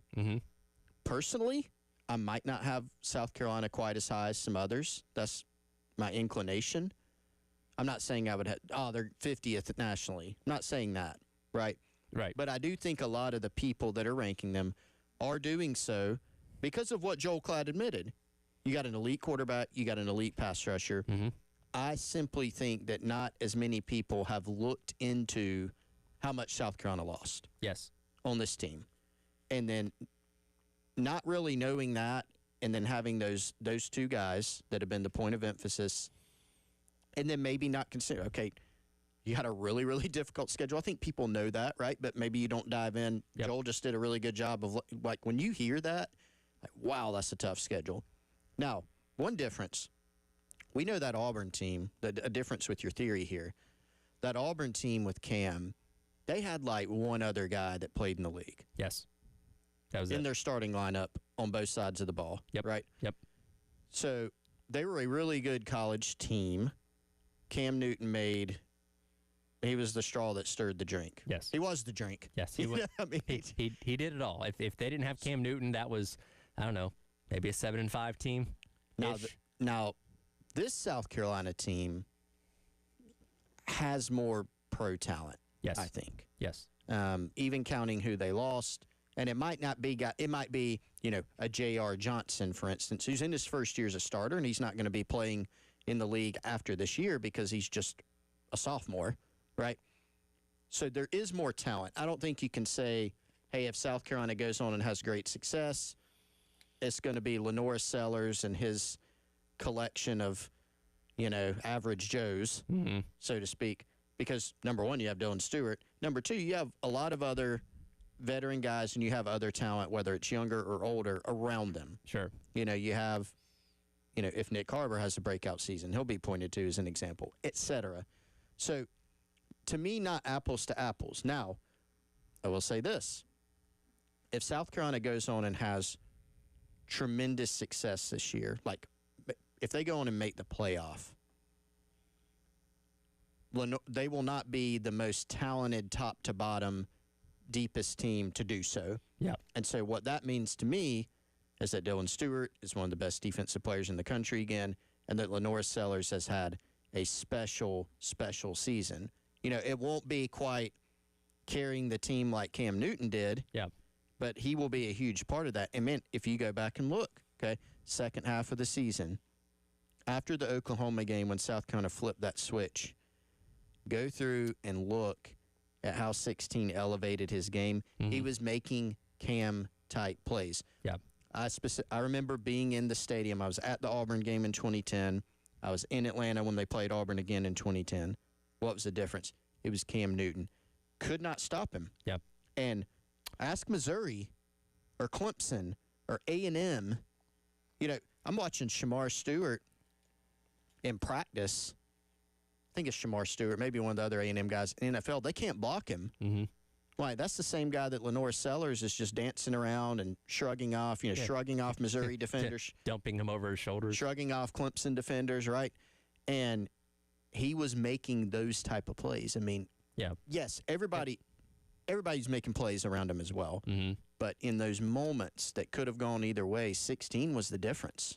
And again, I bring this up because, again, I'm not saying that that's exactly what's going to happen. And like you said, I think there is a lot of quality talent that has the potential to play at the next level on this Carolina team that, we'll see how that unfolds as the years goes by. But I think having a team like that in the past allows people to think that it could happen again. And again, without knowing a whole lot about the other pieces on this team outside of Stewart and Sellers, I think people say, okay, well, we've seen it happen once. Could it happen again if these two guys just go out there and dominate the way that we think that they can, regardless of how the talent around them plays? Now, again, if they dominate and the talent around them plays really, really well, then, yeah, they're going to be a good team. But even if they don't, I still think people are open to the idea that, hey, this could be a team that's just carried on both sides of the ball by each of these guys and still has potential to be good because of that. Yeah, well, and ideally, and this has been talked about so much by Mike Shula and Shane Beamer, when people talk about Lenore's taking the next step or standing in the pocket more and throwing it, taking the next step as a passer, people get on edge. Oh, are they going to stop him from running? It's like, no, you would prefer that Sellers not have to make a Superman play to start with. Sure. Right? Now, when things break down. The blocking's good up front, and he can sit back there and wait. Yeah. I mean, inevitably things are going to break down when you play the schedule that they do, the type of talent that they play against. He can go do Sellers things. You would prefer not to rely on that, right? So that's why if they can play well around him, on offense, around Stewart, can you help him inside? Look, if they can't find answers at the other edge spot, a defensive tackle, that makes it tougher on Dylan Stewart. Yep. Not everybody's going to come out like Oklahoma last year and say, let's try to block Dylan Stewart with a tight end. Most people are going to be a lot more keyed in on him this year. You don't have the Nagurski winner across from him yet. Right? So play better around those guys, but no doubt they're going to, this team's going to go as far as those two take it. And just a radical thought that I wanted to get out there to make sure I wasn't crazy for thinking it. Is there a CBA on the horizon for college football? Might just be. We'll discuss that up next. Garnet Trust Hour presented by Krantz Cooling and Heating here on The Game. 107.5 The Game in Columbia, 100.5 The Game in Florence, 100.3 The Game in Myrtle Beach. The Game Network.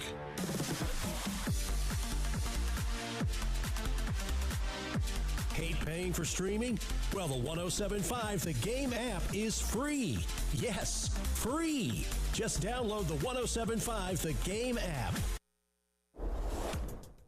All right, the presenting sponsor, as always, here on the Garnet Trust Hour, our friends over at Krantz Cooling and Heating since 1983.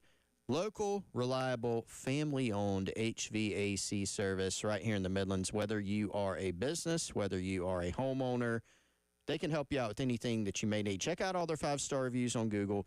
You can schedule an appointment at krantzcooling.com. That's Krantz,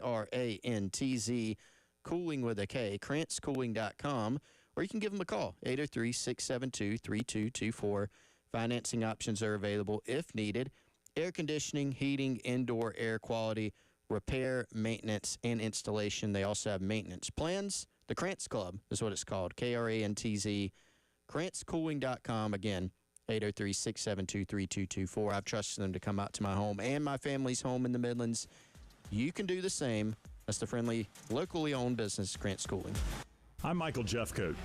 Way too often, insurance companies jerk good people around after a bad car wreck. Don't let them do that to you. Call Jeffcoat, all hours, every day, 803-200-2000. Responsible attorney Michael Jeffcoat, 1333 Main Street, Columbia. Looking for a dealership that treats you like family? Come to Herndon Chevrolet, where we've been proudly serving Lexington and the Midlands for over 50 years. Whether you're shopping for a new or pre-owned vehicle or just need expert service, you'll find it all right here. Shop online anytime at HerndonChevy.com or stop by and see why Herndon Chevrolet makes you smile. Herndon Chevrolet, Herndon makes you wanna smile. It's time to take advantage of Zero Res Carpet Cleaning's Back to School BOGO sale.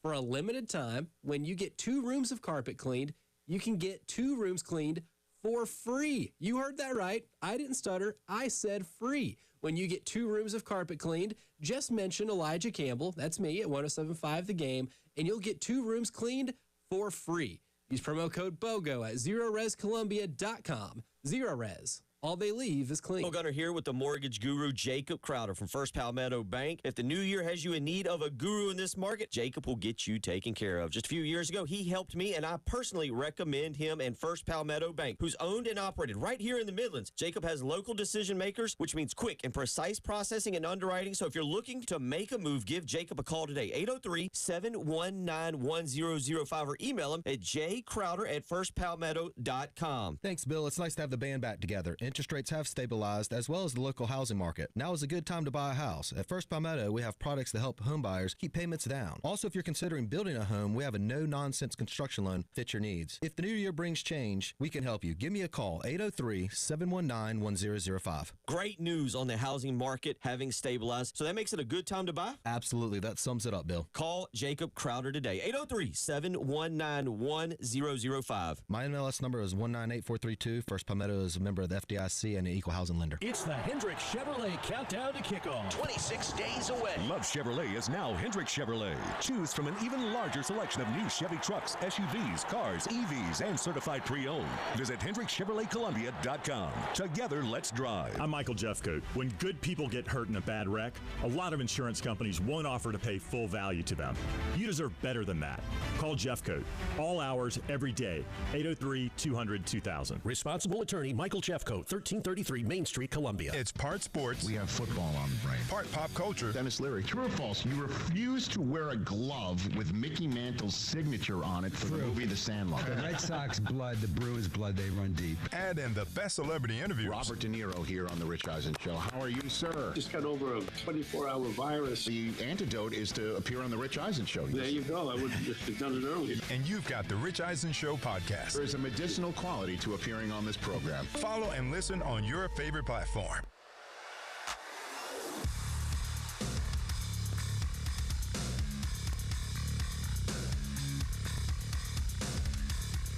The Garnet Trust Hour with Chris Clark, Wes Mitchell, and Tyler Head. Sponsored by Krantz Heating and Cooling on the Game Network and the 1075 The Game app. Welcome back in. It is the Garnet Trust Hour presented by Krantz Cooling and Heating. It's all right, and Chris Clark along with you here on the Game. Thursday, busy day. From 9 to noon, we're going to be out at Firehouse Subs once again, this time in Elgin at 572 Spears Creek Church Road. Come by and see us. Then from 12 to 3, I'm going to be out at Minuteman Press at 1415 Gervais Street, which is literally right down the street from us here at the studios in Columbia. So come by and hang out with me from 12 to 3, all that happening on Thursday. We've been talking a lot as news continues to come out in this new era of revenue sharing and NIL and all this kind of stuff of what the future holds for college football and how we can get all this wrangled in to where it's not this chaotic mess that it's been for basically the past 4 years since NIL went live back in the summer of 2021. And one thing we consistently come back to, and we're going to try and get Pete Nakos of On 3 on at some point this week to discuss this as well. One thing we keep coming back to is, can you collectively bargain? Can you, in some way, get college athletes represented in a room with TV, with the conferences and all that kind of stuff, and hammer out a deal where everybody understands the lay of the land. We can agree to no lawsuits and all these other kind of things to where we just have harmony to some degree going forward, at least until the next CBA gets negotiated. And that may not be all that far off.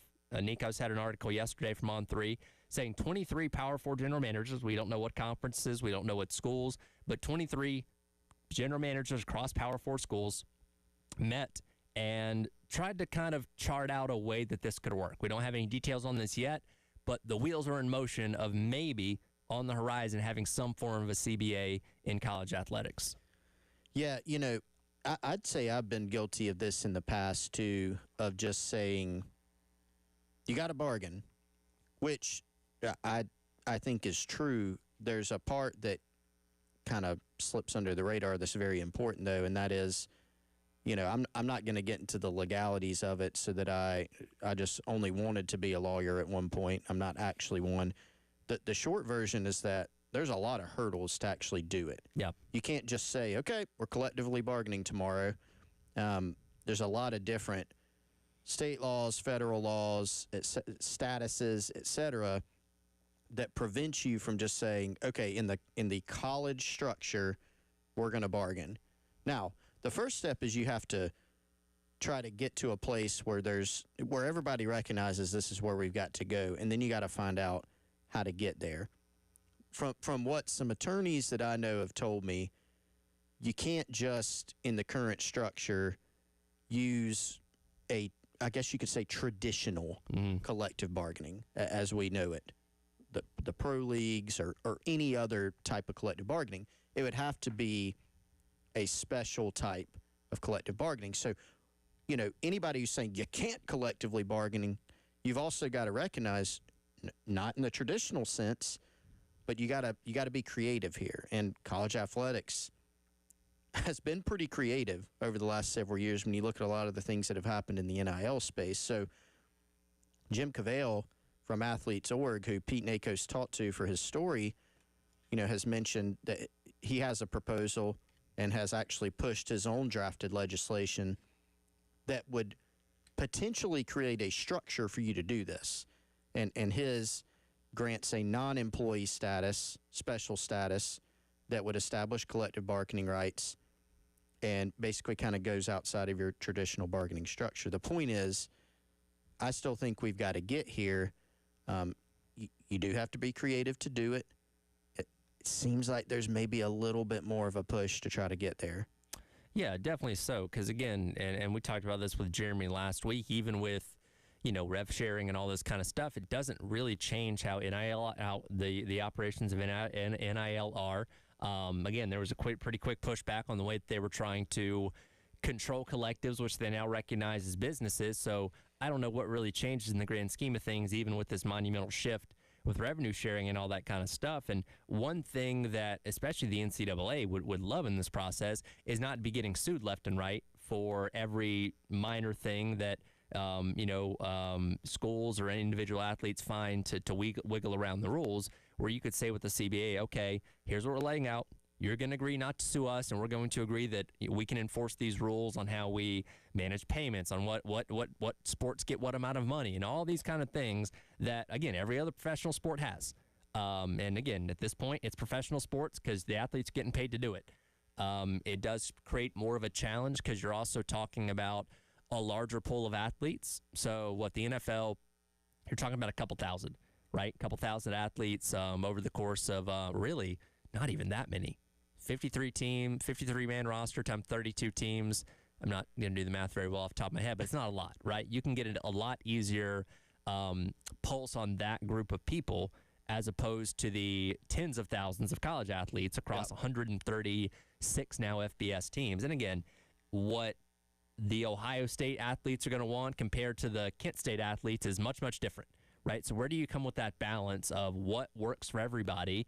And quite frankly, how often does that have to be renewed? Because in the NFL, you have certainly guys come and go quite a bit, but you also have guys that have stuck around and played for 10, 15, 20 years where, you have carryover. But in college sports, assuming they don't change the eligibility stuff, you're going to have to redo this every 4 to 5 years, right? Because you're going to have an entirely new crop of athletes coming in whose demands and wants are going to be vastly different than the ones that just left, probably. But the good thing about it is that it's collaborative, right? Yeah. Why are we here? Well, in the past, there wasn't collaboration. There really still isn't. It's kind of one side versus the other. And, if you look at the pro leagues, there are disputes. We've had lockouts, right? Look like we're heading for another one with baseball. Right. So you don't want that, but are we driving closer to collaboration? Maybe so. And with Jim, and I really respect the work that Jim Cavale has done with this. I'm actually trying to get him on the show soon, Tyler, to talk about this. And he has had meetings with just players. What do you guys think? Recently, they convened a meeting where they had over 20 Power 4 general managers. What do you guys think? And eventually, it does seem like there's an appetite of, let's come together and figure this thing out. Now, again, will it be a challenge to get there to something resembling some type of collaboration, a bargaining model? Yes, it will be a challenge, no doubt. But the first step is recognizing that the need is there, and it does seem like we're getting closer. But, I mean, man, a lot of the things that, the things that the GMs wanted, remove a portal window during the season, add performance-based incentives, formal agent certification process and registry, which I would love to see personally. I think these are things that athletes, as long as they have certain protections and certain things, these are the types of things that are very, very reasonable that maybe we could get to. So I think it's exciting. Not that we're like super close to it, right? But it's exciting that the conversation is continuing to maybe get closer to something like this. Yeah, again, and like everything, nothing is a end-all, be-all solution, but it's something that you feel like would calm things down a little bit if we can indeed get there. So we'll see. And again, we're going to try and get Pete on at some point this week to discuss it. Transparency in officiating, something that Chris Clark has been demanding for a very long time. The ACC may be giving you something that takes that a little bit step forward. We'll discuss that coming up next to wrap up the hour. Garnet Trust Hour presented by Krantz Cooling and Heating on your Tuesday on The Game. 107.5 The Game in Columbia, 100.5 The Game in Florence, 100.3 The Game in Myrtle Beach. The Game Network. Powered by Integrated Media. The Game TV. Sponsored by Shepherd's Glass. For auto, home, and commercial glass. ShepherdsGlass.com. In Chapin and West Columbia. The Game TV. Sponsored by Shepherd's Glass. Shepherd's Glass. This is Boomer Esiason with Sportsman Ed. Four-time All-Pro safety Justin Simmons has been rumored to be signing with, among others, the Eagles, Ravens, 49ers, and Raiders. Now, meantime, he recently added an elaborate full-leg sleeve tattoo, all in one painless session. A team of 5 artists worked while Simmons was under general anesthesia. I'm Boomer Esiason.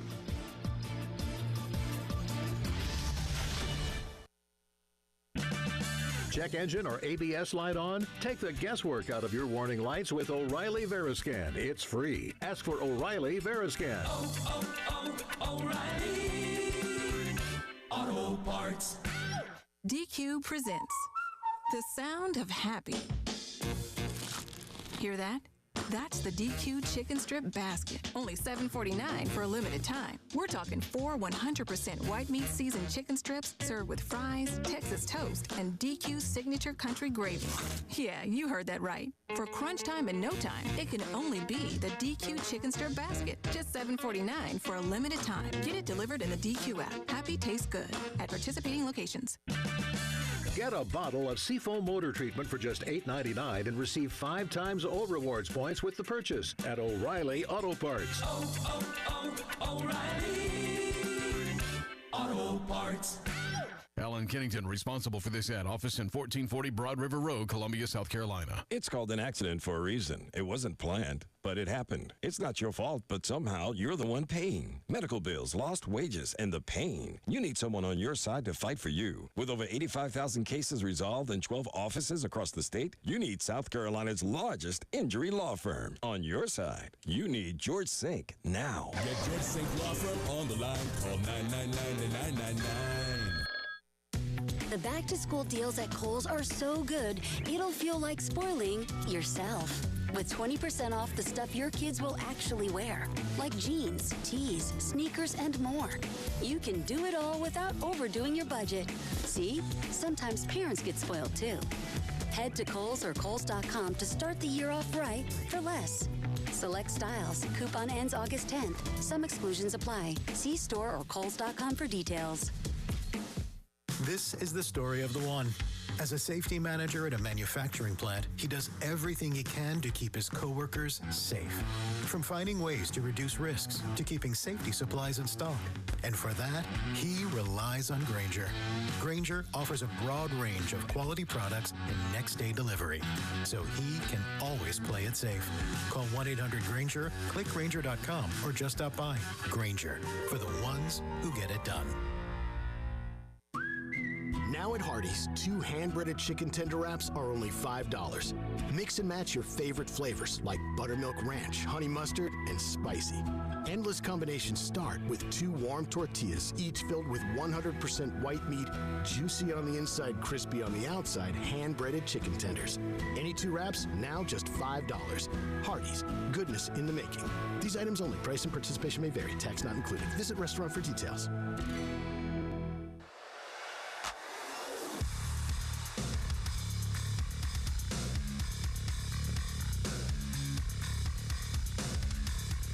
The Garnet Trust Hour with Chris Clark, Wes Mitchell, and Tyler Head. Sponsored by Krantz Heating and Cooling on the Game Network and the 107.5 The Game app. Give me fuel, give me fire, give me that which I desire. Ooh.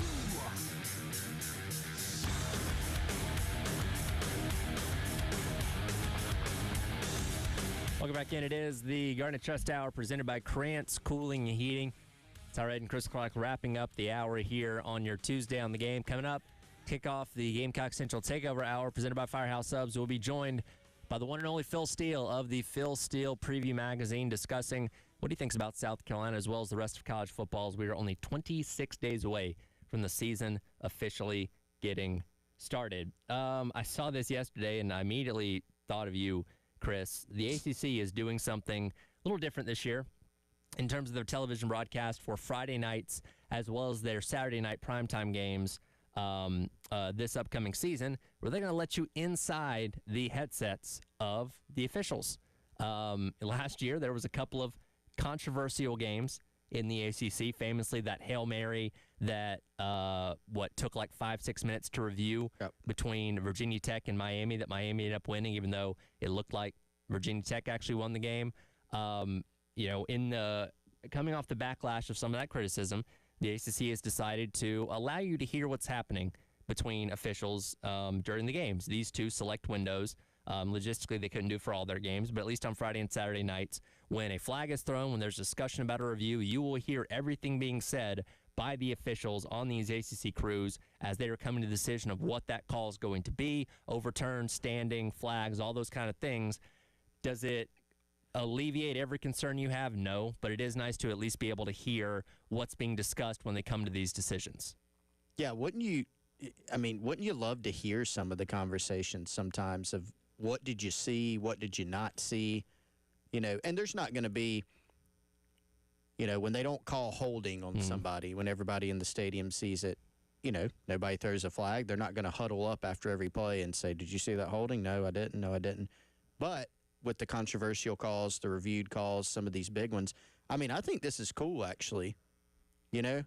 I like it. Now, I do have to say, you think back to that Virginia Tech Miami play that you referenced last year, or if you think back to some of the calls, like I'm thinking of the South Carolina LSU game, the pass interference, the phantom. Wouldn't you have loved to hear what the official who threw the flag came up and said? I've got pass interference on, I guess, Mazio Bennett for running a route. It might open them up to even more criticism. Yeah. If they say, hey, at least we get to hear what they say and address it, because right now there's not a pool report like you get in the pros. Mm-hmm. We know nothing. We don't know what they saw or didn't see. Yeah. I think about this akin to the automatic balls and strikes that seems to be heading towards Major League Baseball full-time next year. We saw it in the All-Star game the other week, to where, hey, if, the umpire calls something that is the batter you don't think is right, you tap on your helmet, they review it, and they show it on the big screen, like little box, and they show whether it's inside or outside the zone, and whatever the screen shows is what the call is going to be. And in a way, I feel like that forces umpires to be more efficient. And again, they're not going to get every single call right. There's still going to be mistakes. That's the human element of it that is never going to go away from the game. But it allows them to say, hey, I know if I get this call wrong and it's egregious, I could be called out and basically shamed in front of everyone in this stadium and on national TV by having it put up on the board. Same kind of thing here. If I'm an official and I make a controversial call, flat holding, pass interference, roughing the pass or whatever it may be, and I know people are listening and I have to now justify in front of the entire world what my reasoning for that call is, I'm not saying it's going to prevent bad calls from happening, but maybe they're a little bit more efficient in the way they think about things, saying, hey, I know people are going to hear my explanation on this. And again, they don't have to go speak to the media afterwards, but they're still going to have to face the music of, hey, here's why you said that, here's why you called that, and the public shaming that comes along with it, quite frankly, that they're going to have to account for. Do you think there might be less calls made? Ooh, possibly. Like the volume. That would be interesting. Now, we couldn't do just a 1 year. I don't know if anybody will do a study. Hopefully. I'm not going to do it.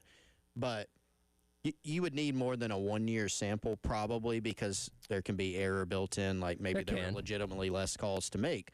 But, if you don't make a call, if you see PI, or if there's a questionable, maybe a PI, and you don't call it, you don't have to explain it. No, you don't. There's no flag. Thus, there's no mic turned on. If there is a PI, and you call it, then you got to go hit the microphone for everybody to listen to on national television and say, here's what I saw. And if you got it wrong, so that's kind of fascinating to me is, are they going to be more gun shy to actually make calls? In some ways, I mean, you would have loved in the South Carolina LSU game, the phantom pass interference that the ref saw. If he knows I got to go on national TV and explain this, maybe I don't call it. That helps you. Sure. If you're South Carolina. Yeah. Doesn't if you're LSU. That part will be interesting to me. There's some calls that are, there's calls in every sport that are obvious. Yeah. Grab someone's face mask, that's a penalty. Yeah. There's no, hey, 15 grab 20's face mask. Most of the time. Well, most of the time, yeah. Those do get missed too. But there's calls where, like, everybody sees it. Sure. Like, when it's called, you go, yeah, okay. Yeah. You get more mad about the calls that happen that aren't called or that are just outright missed. I would be interested as well to hear, because we're going to get to hear the, the studio back in Charlotte, I guess, when they're reviewing calls like targeting as well. Like, hey, here's what we're seeing. Yep. Does that match the rules of what targeting is? Yes or no? Are we leaving the flag? Are we picking it up? Like, I'm intrigued to hear that as well, because we guess, right? When we're watching, like, you get Matt Austin on the TV saying, well, here's what I think, but, like, we're going to actually hear from the people making the call. Like, here's what they're seeing. Here's what they think on whether that's targeting or not, because that is the most controversial rule in all of college football that I still don't know all the definition of at this point, because it goes one way one week and another way the next week. Yeah, you never know. So it will be interesting to get those insights. After hearing, I'd kind of like for the SEC to do this. I would too. I hope this starts a trend. Yeah, hopefully so. Because, again, it's ESPN property, so no reason to think that the SEC can do it, the SEC can't do it, and everybody else can fall in line too. Yep. But if you want a reason to watch some primetime ACC football, we'll get some transparency from the officials, or at least we hope so. That'll do it for the Garnet Trust Hour, presented by Krantz Cooling and Heating. Coming up next, Gamecock Central Takeover Hour, presented by Firehouse Subs. Phil Steele of the Phil Steele Preview Magazine set to join us at the top of the hour. Up next here on the game.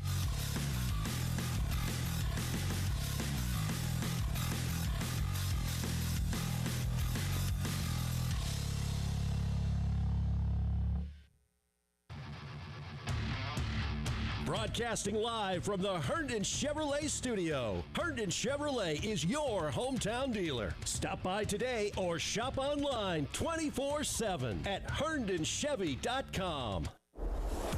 All right, everyone. Close out the show here. Tell you about another one of our great partners here on the game.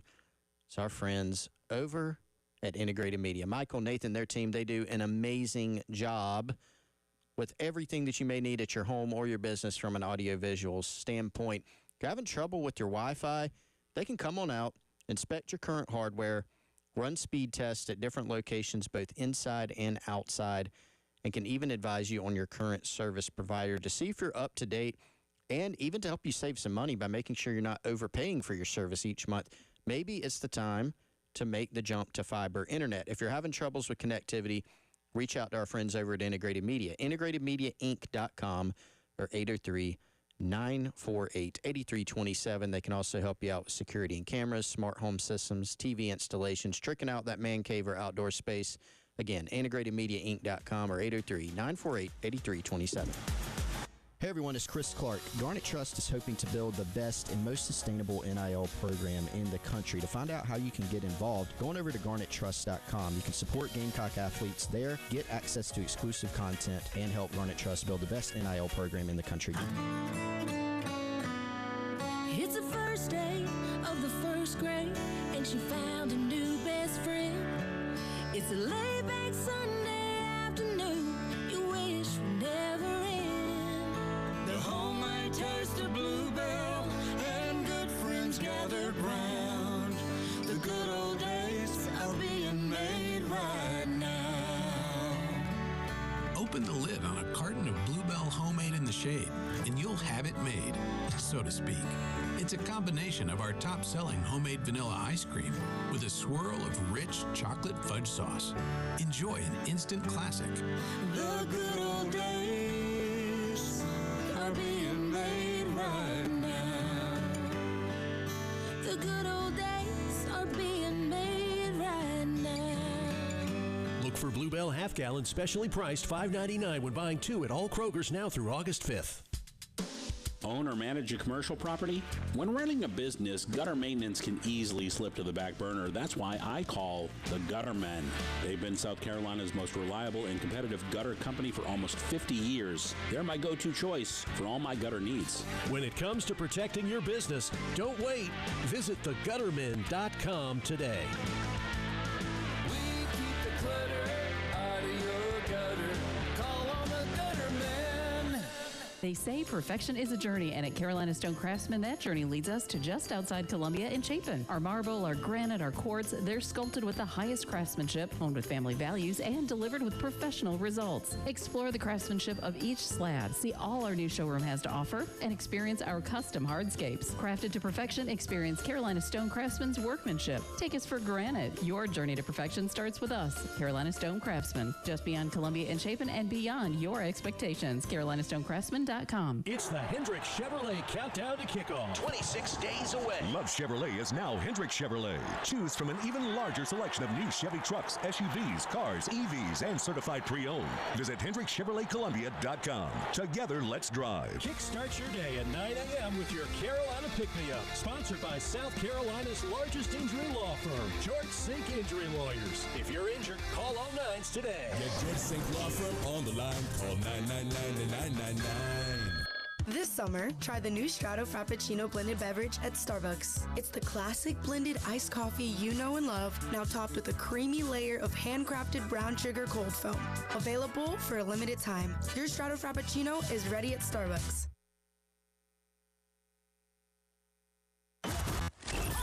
Your home for the Gamecocks. 107.5 The Game. WNKT Eastover, Columbia. A Cumulus media station. The Gamecock Central Takeover Hour with Tyler Head and Chris Clark and Wes Mitchell from Gamecock Central. Call or text 803-404-6100 on the Game Network.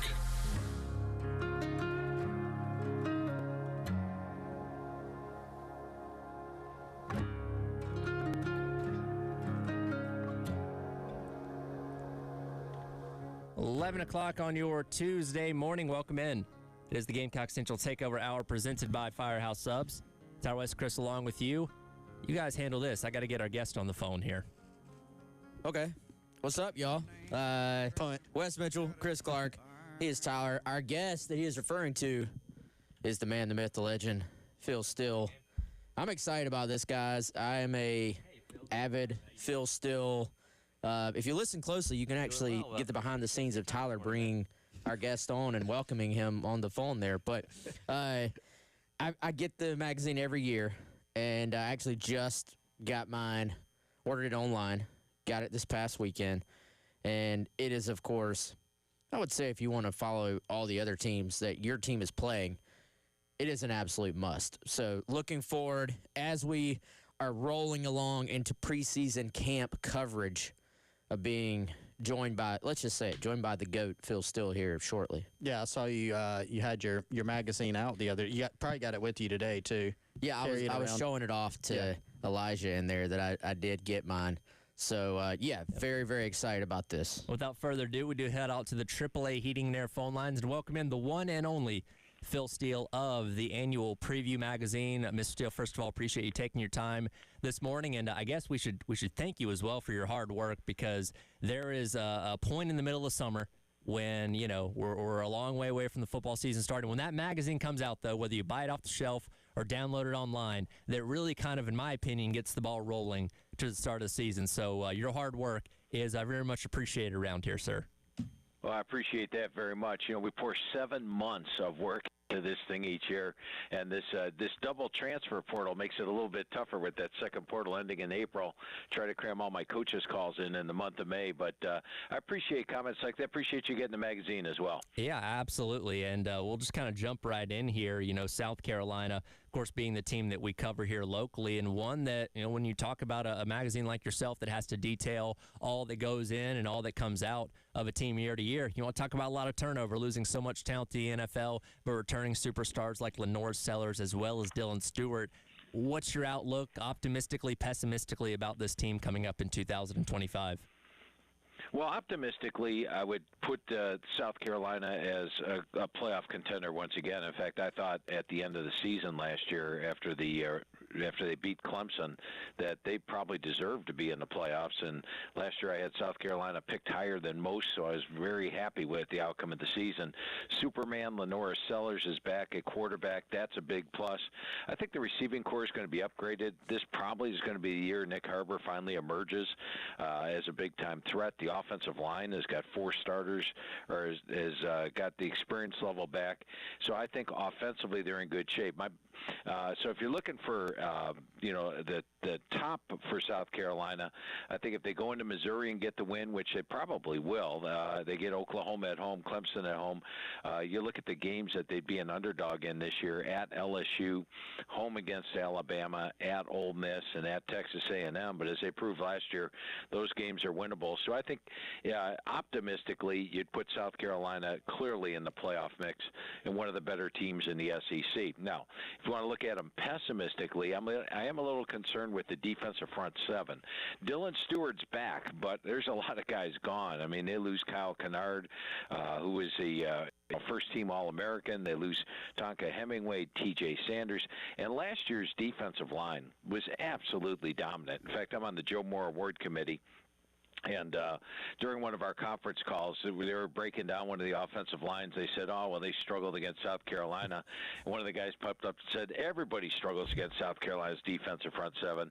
I worry that if they're going to be as dominant this year in the defensive front 7 as they were last year, and then you factor in the schedule. As mentioned, they have to play at Missouri, at LSU, at Ole Miss, at Texas A&M, hosting Clemson, Alabama, and Oklahoma.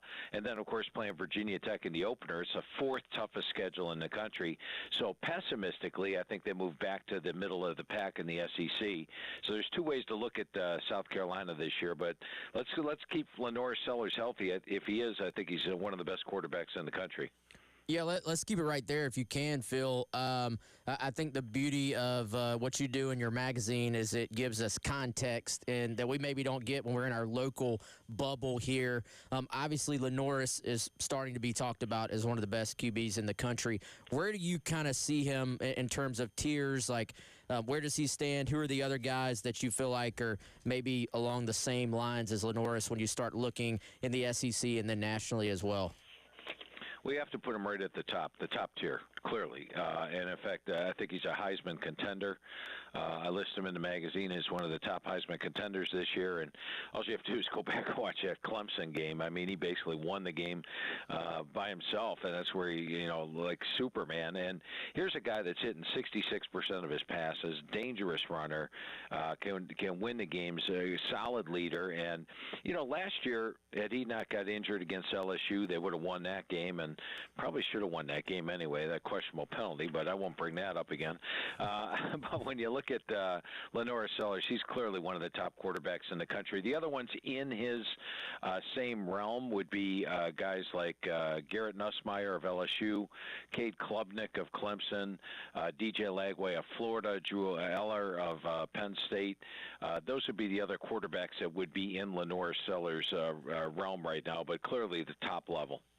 Phil, Chris here. Thanks again for taking time. So staying with the Sellers theme here, another question on him, asking you to kind of draw on your encyclopedic knowledge of covering the sport for so long and so much depth here, but can you think of other instances, some instances in the past where maybe a team had an elite quarterback like Sellers and maybe had some questions similar to the ones that you have about South Carolina, but still went on to have tremendous success because of who they had at quarterback with a true difference maker like Sellers? Yeah, I think when you go back and look, even like Cam Newton at Auburn, when he was there was question marks about that team in different areas, and then Newton took them to different levels. So that possibility is there, and defensively, my question marks in the defensive front seven is who's going to emerge to help out Dylan Stewart. But having a guy like Dylan Stewart in the defensive front seven is a big plus as it is. So that would probably be the one that comes to mind. Phil still joining us here on the AAA Heating and Air phone lines on the Gamecock Central Takeover Hour, presented by Firehouse Subs. Let's talk about Shane Beamer now, heading into your number 5 as a head coach, and you kind of alluded to it at the start of the interview here, where so much changes every single offseason with portals and guys going to the draft and all that kind of stuff. But there are certain schools, the Georgias, the Ohio States, Texas, that kind of get that benefit of the doubt, right? No matter who they lose, no matter what talent's gone out in the portal or the draft, they're always going to be assumed to be really, really good as we think about those teams once again going into this year. I don't think Coach Beamer in South Carolina have earned that benefit of the doubt yet, but if Beamer can have a season just as good, if not better than a year ago, given all the talent they lost, do you think they'll start to kind of earn that benefit of the doubt in years going forward that, hey, we just assume Carolina's always going to be a good team? Yeah, I think that would happen this year. If South Carolina, let's say they make the playoff this year with Lenora Sellers and even with the players that they lost from last season, I think South Carolina would get into that boat the same. And, you do have to take a look at these power schools a little differently. Example, let's take a look at Ohio State and Michigan, the last two defending national champs. Michigan lost a ton of talent to the NFL, and last year at one point was 6-5 and a 3-touchdown underdog to Ohio State. Had they lost that game, they would have been headed to a losing season. Meanwhile, Ohio State this year lost 14 players in the NFL draft, but they're still picked up there in the top 5 of the polls. I don't think Michigan was even in the preseason top 10 last year after winning the national title because of what they lost. So depending on what you lose, what you have coming back, it's looked at differently. But, yes, I think if Beamer this year, and by the way, he's almost every year this guy exceeds expectations. So you got to love that. I love the job he's doing with this team. And if he does get this team to the playoffs, I think that would happen. Phil, can you talk to us a little bit about the opener here, Virginia Tech, South Carolina, in the context of kind of the matchup with South Carolina? What can you maybe tell us about VT and kind of the things that stand out about this team to you? Yeah, when you look at Virginia Tech, they've got themselves a pretty good quarterback that's mobile as well, in Kyron Drones. He's very strong, very athletic, can make all the throws and really run. He's 6'2", 235 pounds, so same type of quarterback that they have in their system. You look at them on the offensive line, they've got an NFL-caliber right tackle in Thomas Remick. You look at the receiving core, I really like the addition of Donovan Green. He comes over from Wake Forest. When he was at Wake under Dave Clawson, he appeared on his way to being a potential first-round draft pick. Then he had some injuries. He's back to full health. Could be a player to watch. Defensively, they have a new defensive coordinator coming in this year, but they've got talent on the defensive side of the ball. Now, they've hit the portal hard, much like South Carolina did on defense. Ben Bell's probably the guy to watch up front. He comes in from Texas State. He had a whole bunch of sacks with the Bobcats last year. But I think overall South Carolina has more talent than Virginia Tech and deserves to be favored in that game. It should be able to come out of there with a win. Phil, a couple more minutes here with you. Who's a team in the SEC that maybe is not getting enough attention? And then who do you have maybe as the favorite right now? Yeah, first of all, the team that I think is going to surprise this year is Oklahoma. And Oklahoma's coming off a 6-7 season last year. They played an absolutely brutal schedule last year. Making it even more brutal was the fact they only had 3 SEC home games last year because the Texas game is at a neutral site. Now, there's nothing wrong with their defense. They held opponents to 87 yards per game below their season average, which was 6th best in the country. They got 8 starters back, my number 1 rated defensive line. They have one of the top defenses. Now, their problem last year was offense. They had 0 returning starters on the offensive line, and they also had their top 5 receivers out due to injury. I'm going to bring up Clemson for a minute. Clemson with Cade Klubnik 2 years ago had their top receivers out with injury, and he only had 19 touchdowns and 9 interceptions on the year. Last year, he got those injured wide receivers back. They added some guys in.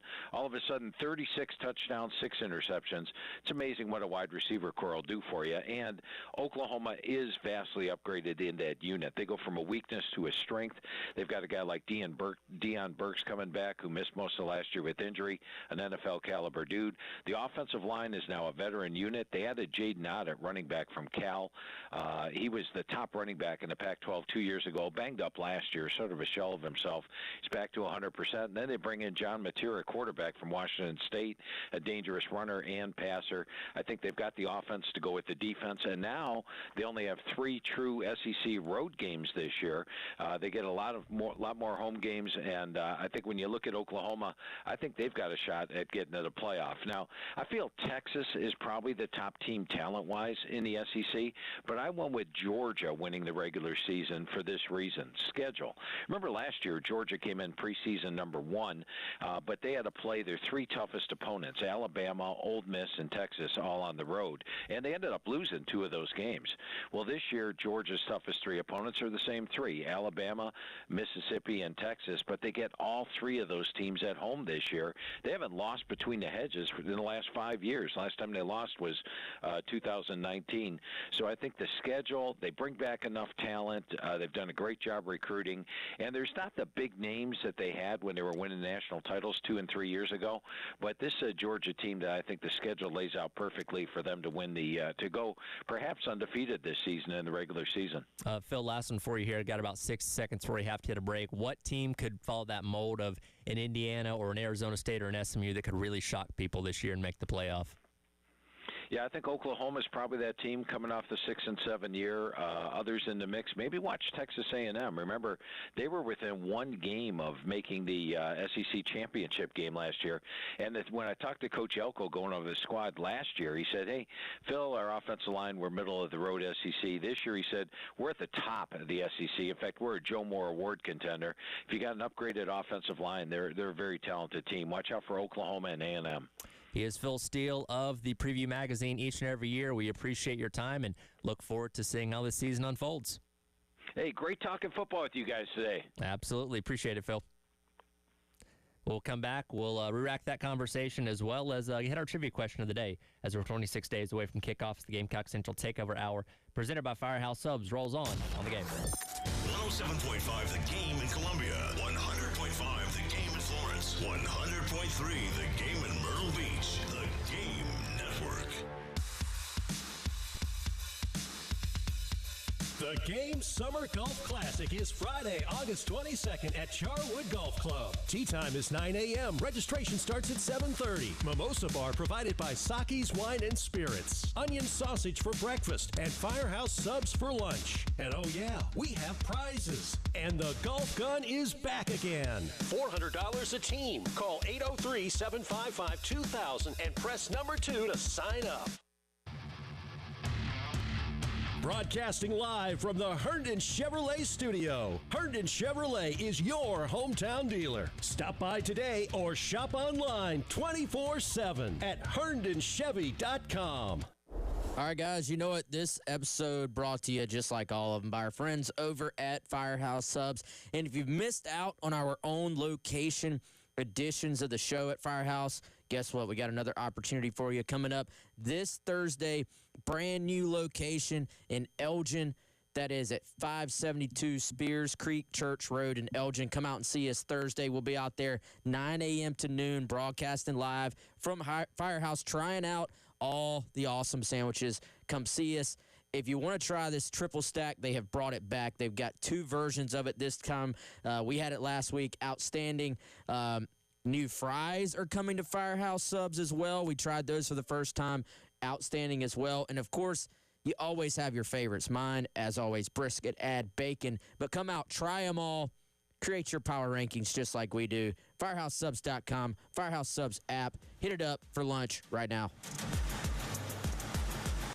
Join Lexington Medical Center for the Tunnel to Towers Columbia 5K Run and Walk on Friday, September 12th at 7 p.m. This unforgettable patriotic event champions the heroism of our nation's first responders and service members. Be sure to stick around for the after party featuring live music, family-friendly events, and food trucks. Walk or run to honor our heroes. To register, visit t2trun.org. This is Larry Leitner, owner and founder of Midstate Roofing, and for nearly 30 years, we've continued to be the proven leader in the roofing and waterproofing industry. Midstate Roofing's proven history is your assurance that our professionals at Midstate Roofing will provide the proper advice, service, and results to the needs of your facility in a manner both safe and pleasing to your operation. From high-rise to hospitals, manufacturing to industrial, Midstate Roofing designs and installs bonded systems with a protective guarantee that will keep your operation dry and running long into the future. 24 hours a day, 7 days a week. And this is Blake Leitner, reminding you to protect that roof with a maintenance contract. Call me today at 803-356-1919 or online at midstateroofing.com. That's midstateroofing.com. You'll speak to an on-call technician after hours or a Midstate Roofing staff member during hours at 803-356-1919 or online at midstateroofing.com. And as always, tell them Midstate Twins. If you have a leak, let Midstate Roofing take a peek. Texting privacy policy and terms and conditions posted at textingterms.us. Texting enrolls you for recurring automated text marketing messages. Message and data rates may apply. Reply, stop to opt out. There's a lot on the line in divorce. This is Joe Cordell of Cordell & Cordell, the largest family law firm in the country. When you find yourself facing divorce, you need a partner you can count on. Connect with a local divorce attorney today. Text GUYS44 to 323232. GUYS44 to 323232. 1201 Main Street, Columbia. Actual price will depend on product and subscription plan. Featured products are compounded drug products, which the FDA does not approve or verify for safety, effectiveness, or quality. Prescription products require an online consultation with a healthcare provider who will determine if appropriate. See website for details, restrictions, and important safety information. Want a boost in and out of the bedroom? Hims has you covered. Introducing a new 2-in-1 approach to level up your game. Tadalafil for better bedroom performance and zinc for testosterone support. Put it all together and you've got what you need to turn things all the way up. Getting started is simple. Just go to hims.com/radio to start your free online visit. Through Hims, you can access ED treatments including pills, chews, and more. 100% online.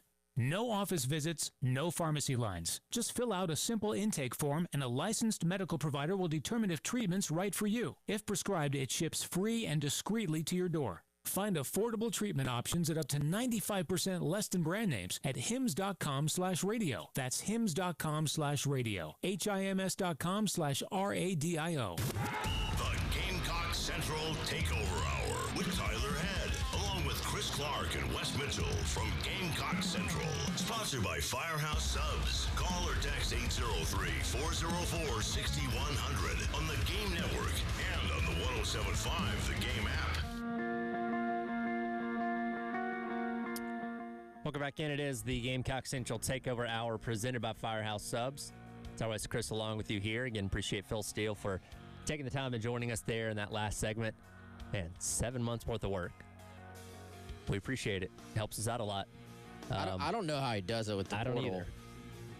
No, he is a big enough, like he is the brand in the preview magazine space. So when he says, hey, Coach Beamer, can I schedule a call? Beamer's going to be like, yeah, I'll make time for you. You know what I'm saying? So he at least has the ability to, through relationships and the fact that he is such a known commodity at this point, he can kind of probably get a rundown that's a little bit more detailed than what a coach is even going to say publicly about, we feel good about this spot. There's a question here, which I think can drive his information on an individual team basis. But, I was most amazed at him just rattling off Virginia Tech's right tackle on the fly. I had kind of assumed if you do something like that, you maybe pull up your South Carolina information knowing we're going to ask you about them. But he just, that was pretty impressive. Encyclopedia. Stay ready so you don't have to get ready. That's right. Man, you know what stood out to me is hearing him, which we all know, we talk about it all the time. We know South Carolina has a tough schedule this year. But hearing him go a little bit more into detail about some of the teams that South Carolina is playing, and you realize, some of those teams could be a lot better. Like think about Oklahoma last year. South Carolina just completely dominated them defensively. It's over in 5 minutes. Yeah, it was good. Game's over. Yet that was not a version of an Oklahoma team that you normally see. They were good on defense. Mm-hmm. They were just so bad on offense, compounded by trying to block Dylan Stewart with a tight end, as I always make fun of. They'll be better this year. I don't know how much better. Phil Steele's got them in a potential Indiana category. Yep. And then you hear about A&M. Hey, A&M, Achilles heel last year, weren't very good up front.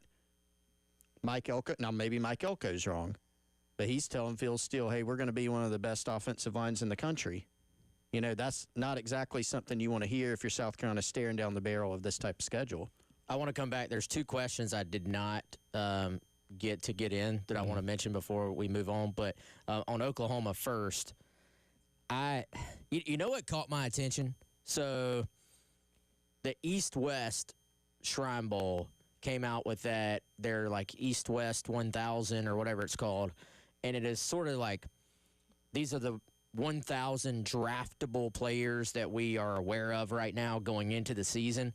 And, all the SEC schools have, like, probably way more names on there than, like, even the average fan sort of recognizes. And South Carolina had 10, I think, for context. Oklahoma, I don't know, dude. They had 14, 15. Like, they had a bunch of draftable names on that list. And, so they went out, they go to the portal, they get a quarterback, they fire their OC, kind of try to revamp the offense.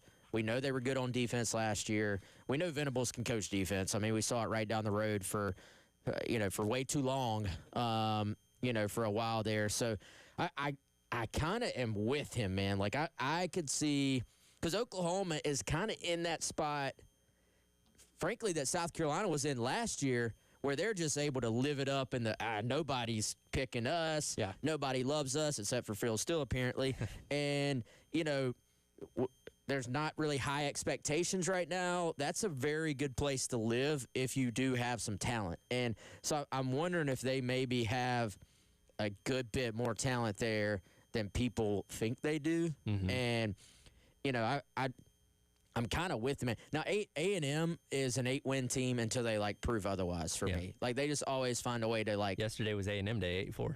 Yeah. It was.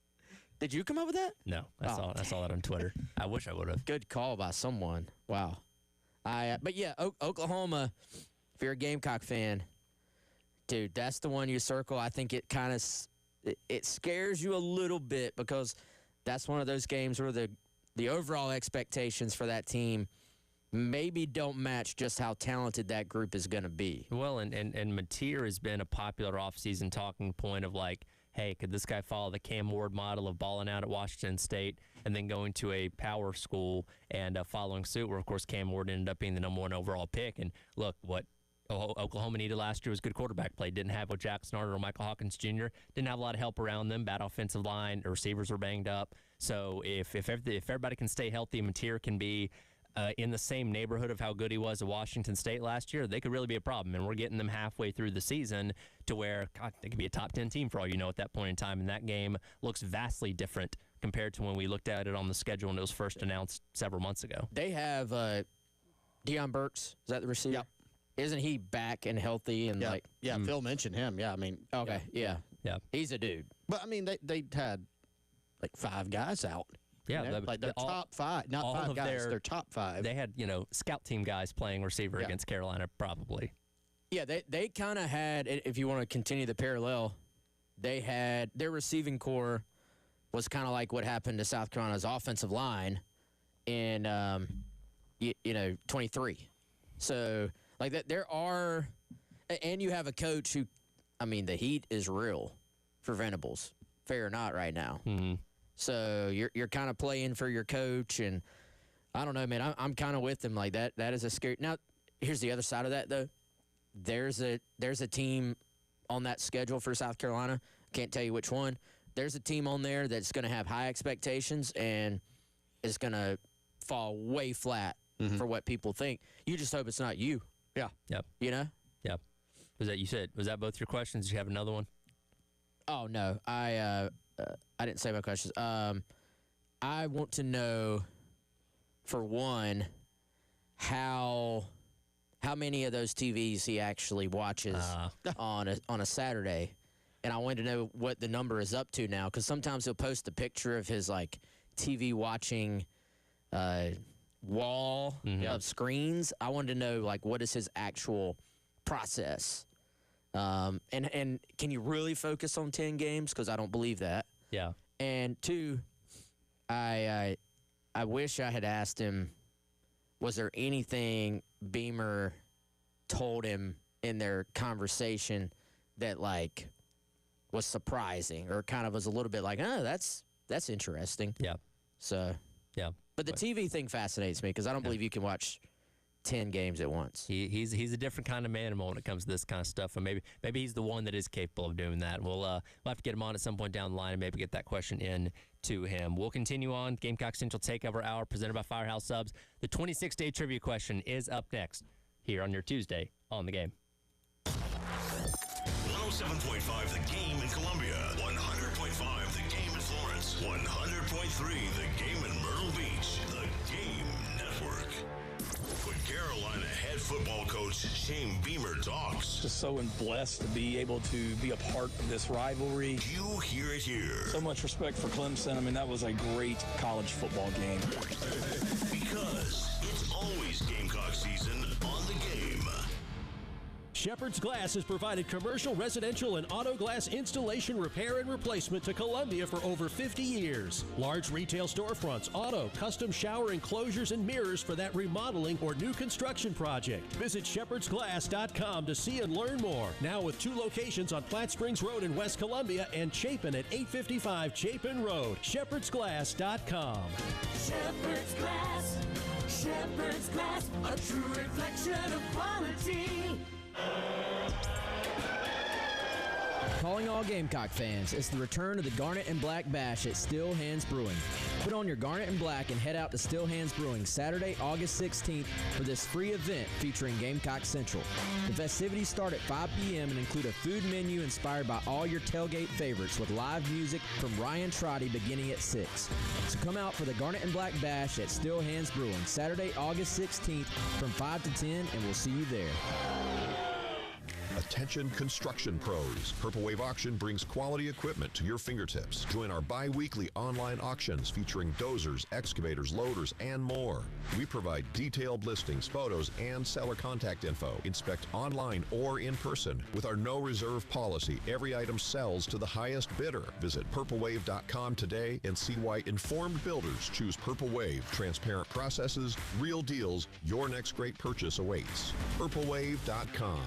Twin Peaks is the best in the game. Here, your favorite drafts are poured at a frosty 29 degrees, and rare barrel-aged whiskeys are served just the way you want them. It's bigger game days and bolder fight nights. I mean, where else can you find a scratch kitchen that always comes in clutch every day from lunch to late night? Only at Twin Peaks, the #1 sports bar. Twin Peaks Scratch Kitchen scores every time. Dig into hand-smashed burgers, chef-inspired flatbreads, and more at your local lodge. Better than average grass cutters deserve better than average lawnmowers. The all-new Gravely Pro Stance Ultra is built to be outstanding in every way. With the best-in-class 35 horsepower Kawasaki motor, beefed up Parker transaxles, and 17 gallons of fuel capacity to keep you cutting longer, stronger, and smoother. This is Ben Cato, third-generation owner of Cato's Power Equipment. Columbia's home for the tools you need to maintain your turf. Located at 4012 West Beltline Boulevard, or always online at catospowerequipment.com. Hey guys, it's Jay Phillips for the Men's Clinic. Too often guys won't go to the doctor when they're feeling off, whether it's because they think they can tough it out or because they just don't want to talk about it. Don't be that guy. Get to feeling better after you see Dr. Dan Balknight and his team at the Men's Clinic. They are experts in health care for men and dedicated to making you feel like yourself again. You can schedule a free consultation by calling 803-875-MENS and learn more online at themensclinicsc.com. Finding great candidates to hire can be like, well, trying to find a needle in a haystack. Sure, you can post your job to some job board, but then all you can do is hope the right person comes along, which is why you should try ZipRecruiter for free at ZipRecruiter.com/radio. ZipRecruiter doesn't depend on candidates finding you. It finds them for you. Its powerful technology identifies people with the right experience and actively invites them to apply to your job. You get qualified candidates fast. So while other companies might deliver a lot of hay, ZipRecruiter finds you what you're looking for. The needle in the haystack. See why 4 out of 5 employers who post a job in ZipRecruiter get a quality candidate within the first day. ZipRecruiter, the smartest way to hire. And right now, you can try ZipRecruiter for free. That's right, free at ZipRecruiter.com/radio. That's ZipRecruiter.com/radio. ZipRecruiter.com/radio. It's the Hendrick Chevrolet Countdown to Kickoff. 26 days away. Love Chevrolet is now Hendrick Chevrolet. Choose from an even larger selection of new Chevy trucks, SUVs, cars, EVs, and certified pre-owned. Visit HendrickChevroletColumbia.com. Together, let's drive. The Gamecock Central Takeover Hour with Tyler Head, along with Chris Clark and Wes Mitchell from Gamecock Central. Sponsored by Firehouse Subs. Call or text 803-404-6100 on the Game Network and on the 107.5 The Game app. Welcome back in. Gamecock Central Takeover Hour presented by Firehouse Subs. Ty West Chris with you on your Tuesday here on the Game. Reminder, 2 weeks from Friday, it's 107.5 The Game Summer Golf Classic at Charwood in West Columbia. 9 a.m. tee time. Registration starts at 7:30 that morning. We'll have the onion sausages for breakfast. Firehouse Subs will be there for lunch. Also, going to have a mimosa bar provided by Saki's Wine and Spirits. So, going to have a good time out there. That's Golf an guns upgrade, back. right? There you go. Yeah, don't think we had that last year, but golf guns going to be back and have prizes to give away. It's going to have a great time as we get set to kick off the football season. $400 for a team if you want to sign up. 803-755-2000 is the number to call. Press number 2 to sign up for the Game's Summer Golf Classic. All right, we have not gotten a chance to get to it yet, but it is 26 days away from kickoff, and we're talking today about Jasper Sasser. Oh, no. Have you looked up anything on Jasper? No. I brought it up. So the last hour. Anything on Jasper? The last hour. Well, you brought him up. You did this. Yeah. Can I Google him right now? Too late. So last hour, I made a joke, kind of teasing, and I was like, you got your Jasper Sasser question ready? And he's like, actually. I do. And I'm like, I could have cheated, You should have at that point. But I didn't, and B, Tyler has assured that this question is so off the wall that even research wouldn't help. Okay. So I'm very scared. So it's not going to be like, where did Jasper go to high school? No, nothing like that. I might actually But he is our starting point Georgia here. or Florida? He's from Florida. Okay. Yeah. So this is a 2-part question. You Tyler, have to answer both parts of it to get it right. I put up the white flag. And there is a bonus point available as well. All right, just hit us with it. All right. So in 2014, Jasper Sasser recovered a blocked punt against which team, and what happened afterwards? You have to explain the process of the score afterwards in this game to get the point right. He blocked a critical, or he recovered a blocked punt late in the game against what team in 2014, and how was the next touchdown scored by South Carolina? Oh, my. This is very specific, but I'm testing your intimate knowledge here. Can you repeat the question? In 2014, Jasper Sasser recovered a blocked punt that set South Carolina up for a critical score against which team? That's part one of the question. Part two is tell me how that touchdown was scored, because it's very unique and specific. It's not just, hey, so-and-so threw to so-and-so. It's something very specific that happened that I need your details of. So I need part one of the question first that I think may help you answer part two of the question. Okay. All right. Oh, no. I got you. All right. Oh, no. This is bad. This is the only block punt I can remember from back then. I may be about to make a fool of myself. All right. Will you tell me if I'm right as I go or no? Chris? Yeah, I think you should. So, Okay. all right, All right. is this the blocked punt in the South Carolina-Florida game? It is. Okay. So there's half a point. Carlton Hurd blocked it. He did. This was late in the game. This is the game that got Muschamp fired. Yes. We'll get to that point in a minute. Yeah. So they drive down after the block. Dylan Thompson tries to pitch it. I think they went speed option. Tries to pitch it to Mike Davis. He drops the ball but recovers it and then falls into the end zone for a touchdown. He nailed it. Oh, man, that's impressive. I remember that block punt was at that game. I did not remember that Jasper Sasser recovered that. I didn't either, but So the only way I knew that was because of his Gamecock Online profile, because I went back and watched the highlights, and they don't mention that he falls on it. Yeah, Because it's a pile of people, and you kind of see a 26 in there, but if you weren't looking specifically for it, you would miss it. Yeah. So that was the starting point, and then the Mike Davis touchdown is so funny because when you look at the box score of the game where it gives the drive details, it listed as a fumble return touchdown because it bounced off his chest and he landed on it in the end zone. Yep. So I needed the specific details of how that touchdown was scored. is the bonus question, how did they score in overtime? No, it's not. It's how many more games did Will Muschamp coach after this game at Florida? 0. No. That's incorrect. 1? So the South Carolina game, he coached. Semantics, though. He was fired after that game. Yeah, but he still coached more games. He finished out the year. I just can't remember. He at least coached the FSU game because I remember that was the last game. And I remember he had a press conference and all that after the game, like normal. It was like his final press conference. I just can't remember when that game was. So I can't remember. I think the answer is 2, but I've already said 0, so it's 1 or 2, but I think it's 2. Yeah. I think it was another game after that, and then Florida State. Then Florida State, yeah. Yeah, I'm going to say 2. But he was fired right after that game. He was fired right after that game. He did coach 2 more games against Eastern Kentucky the next week, and then they lost to Florida State at the end of the regular season. And then I don't even know who coached the bowl game that year, but they won the bowl game.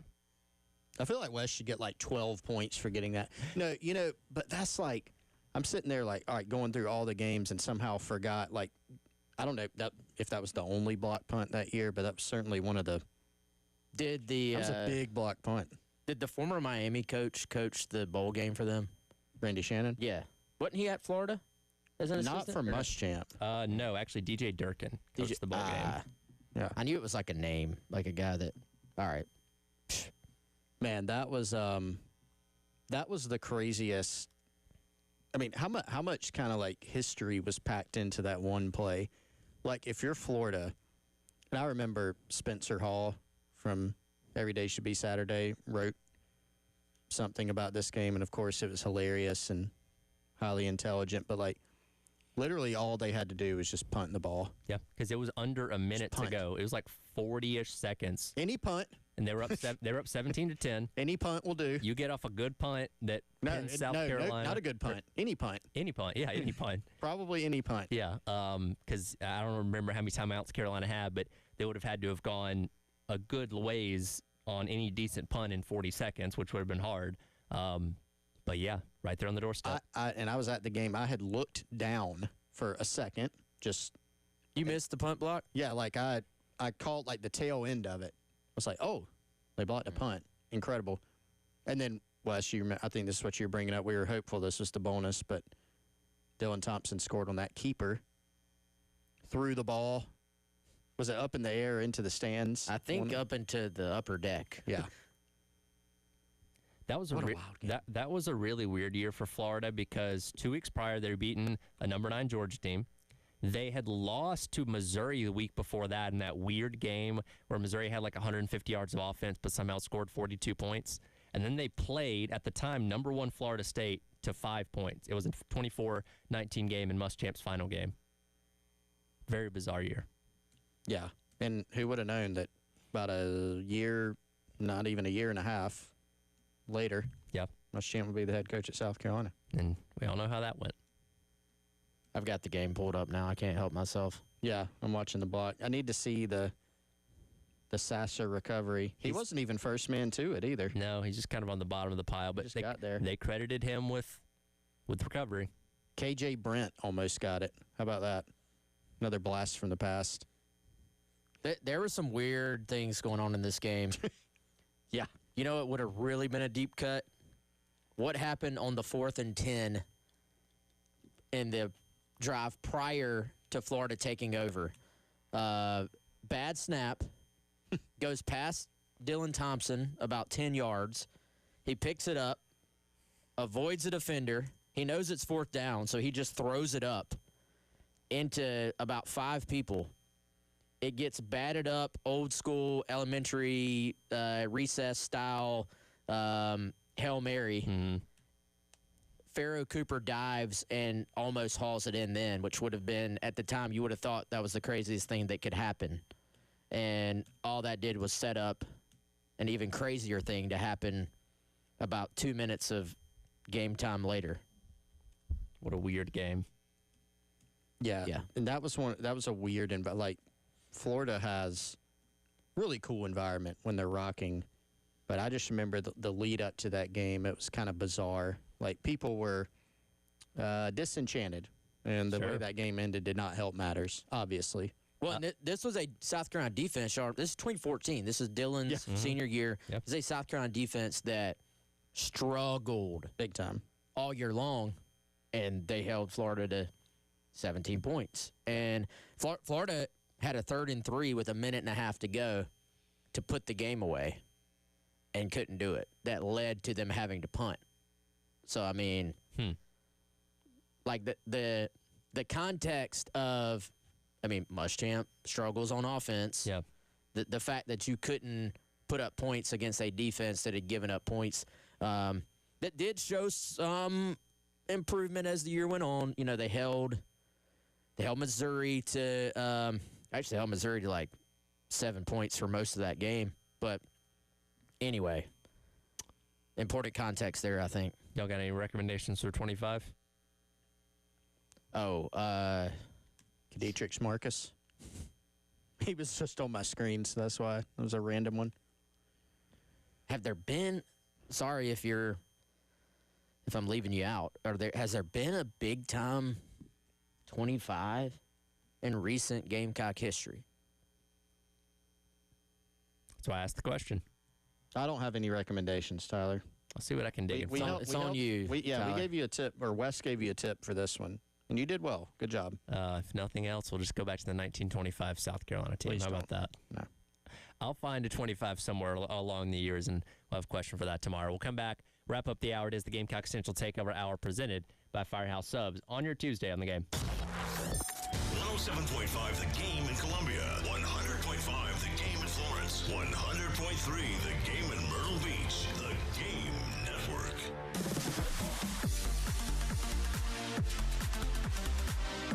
Hate paying for streaming?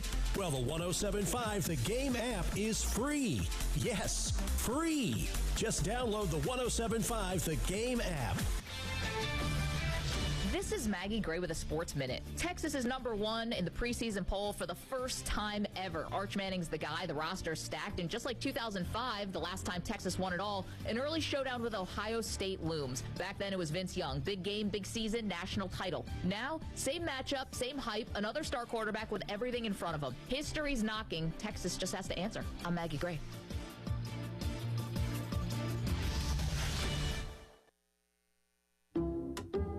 Some people just know they could save hundreds on home insurance by checking Allstate first. Hold it. Like you know to check the assembly instructions first. Hold it. Before building the bookcase. And done. Whew.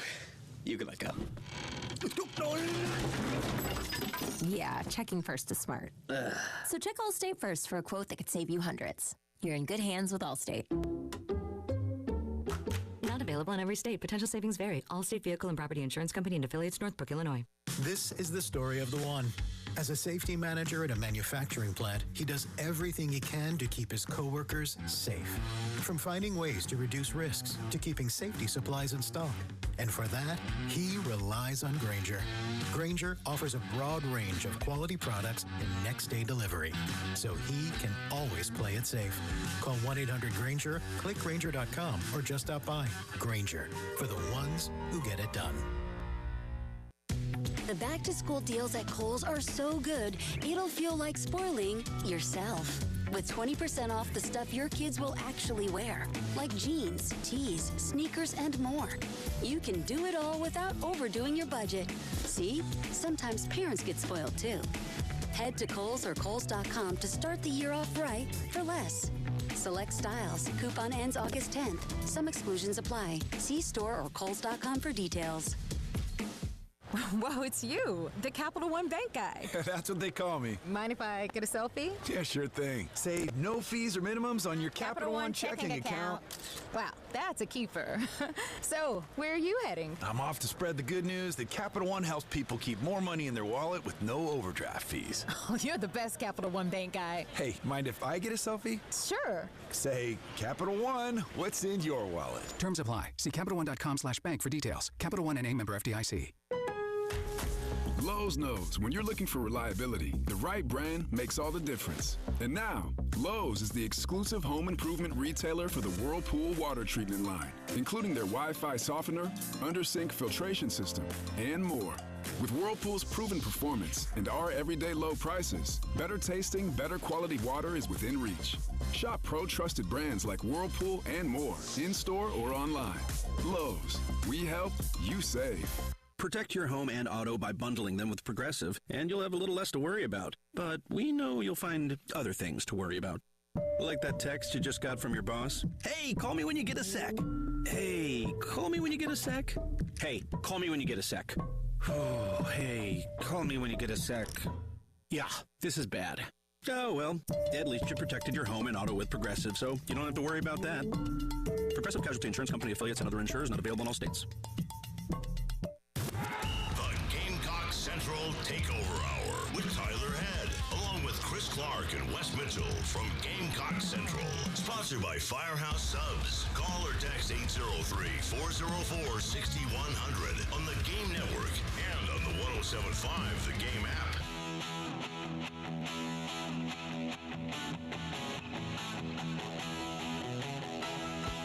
Welcome back in. It is the Gamecock Central Takeover Hour, presented by Firehouse Subs. Tyler West Coast wrapping up the show here on your Tuesday. Thursday is going to be a busy day. We're once again going to be out at Firehouse Subs from 9 until noon, out in Elgin at 572 Spears Creek Church Road. So come by and see us. Then I'll be out Thursday afternoon from 12 until 3, right down the street from us here at Minute Man Press, which is at 1415 Gervais Street for their one-year anniversary ribbon cutting.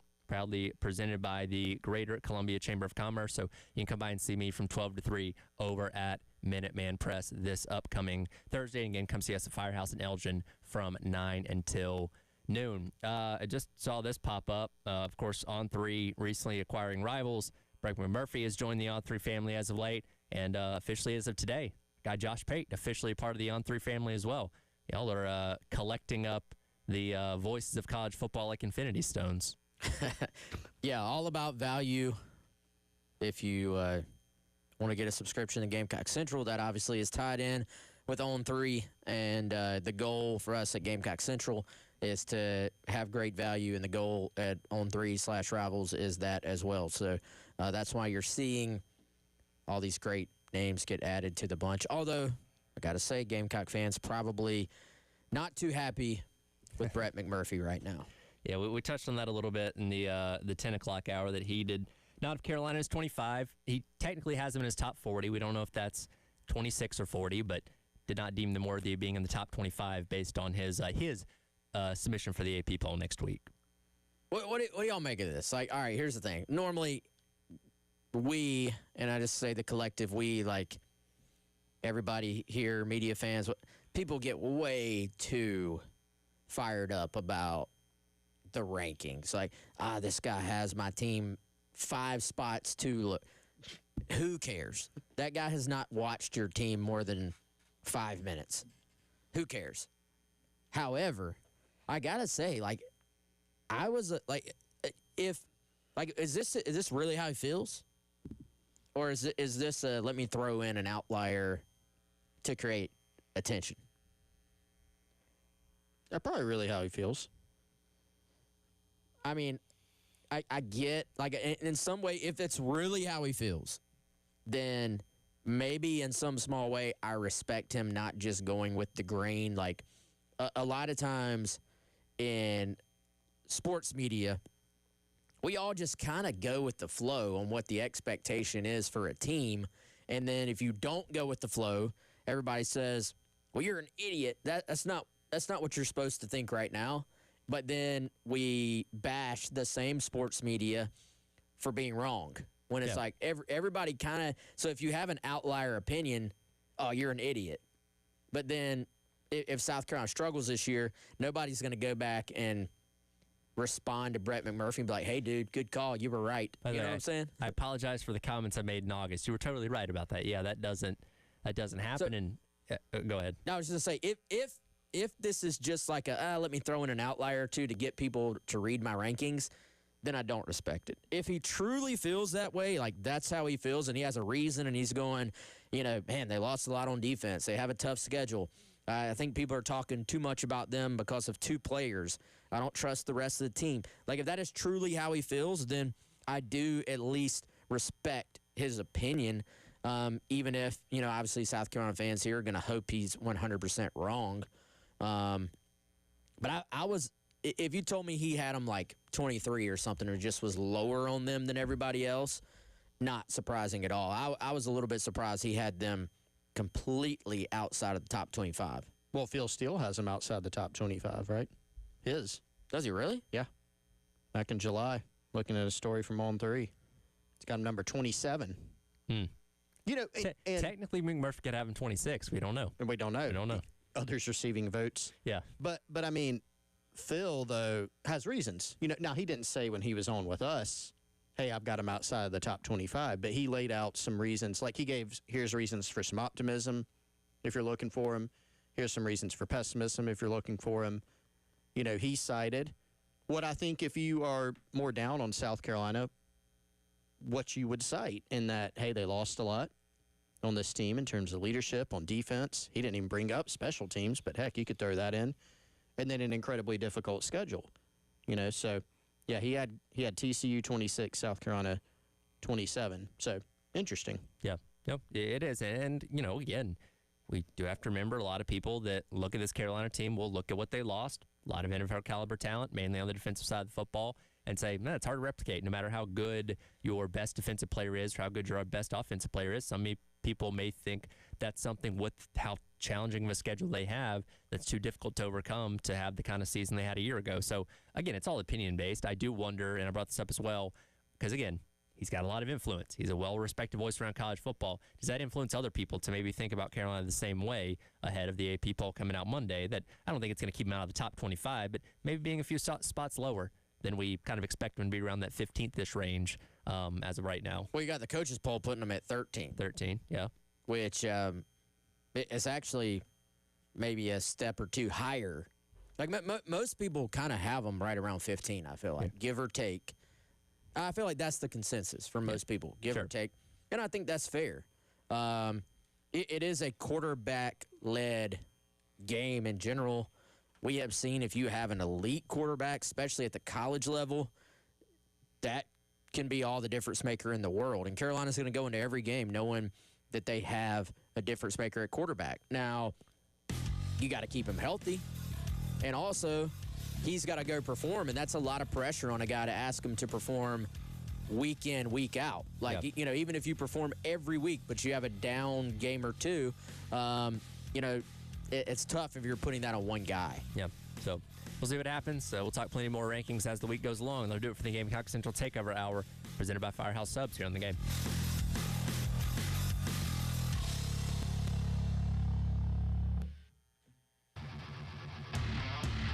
Broadcasting live from the Herndon Chevrolet studio. Herndon Chevrolet is your hometown dealer. Stop by today or shop online 24/7 at herndonchevy.com. Hey guys, Jay Phillips for the Men's Clinic. Not feeling like yourself as you get a little older? You're wondering why? Don't wait for it to change or go away. Instead, see Dr. Dan Bognight and his team at the Men's Clinic. You'll have a one-on-one consultation that will get to the root of the issue and get you back to feeling like you used to. There's no such thing as a one-size-fits-all treatment at the Men's Clinic. Get a free consultation. Schedule one at 803-875-MENS and learn more online at themensclinicsc.com.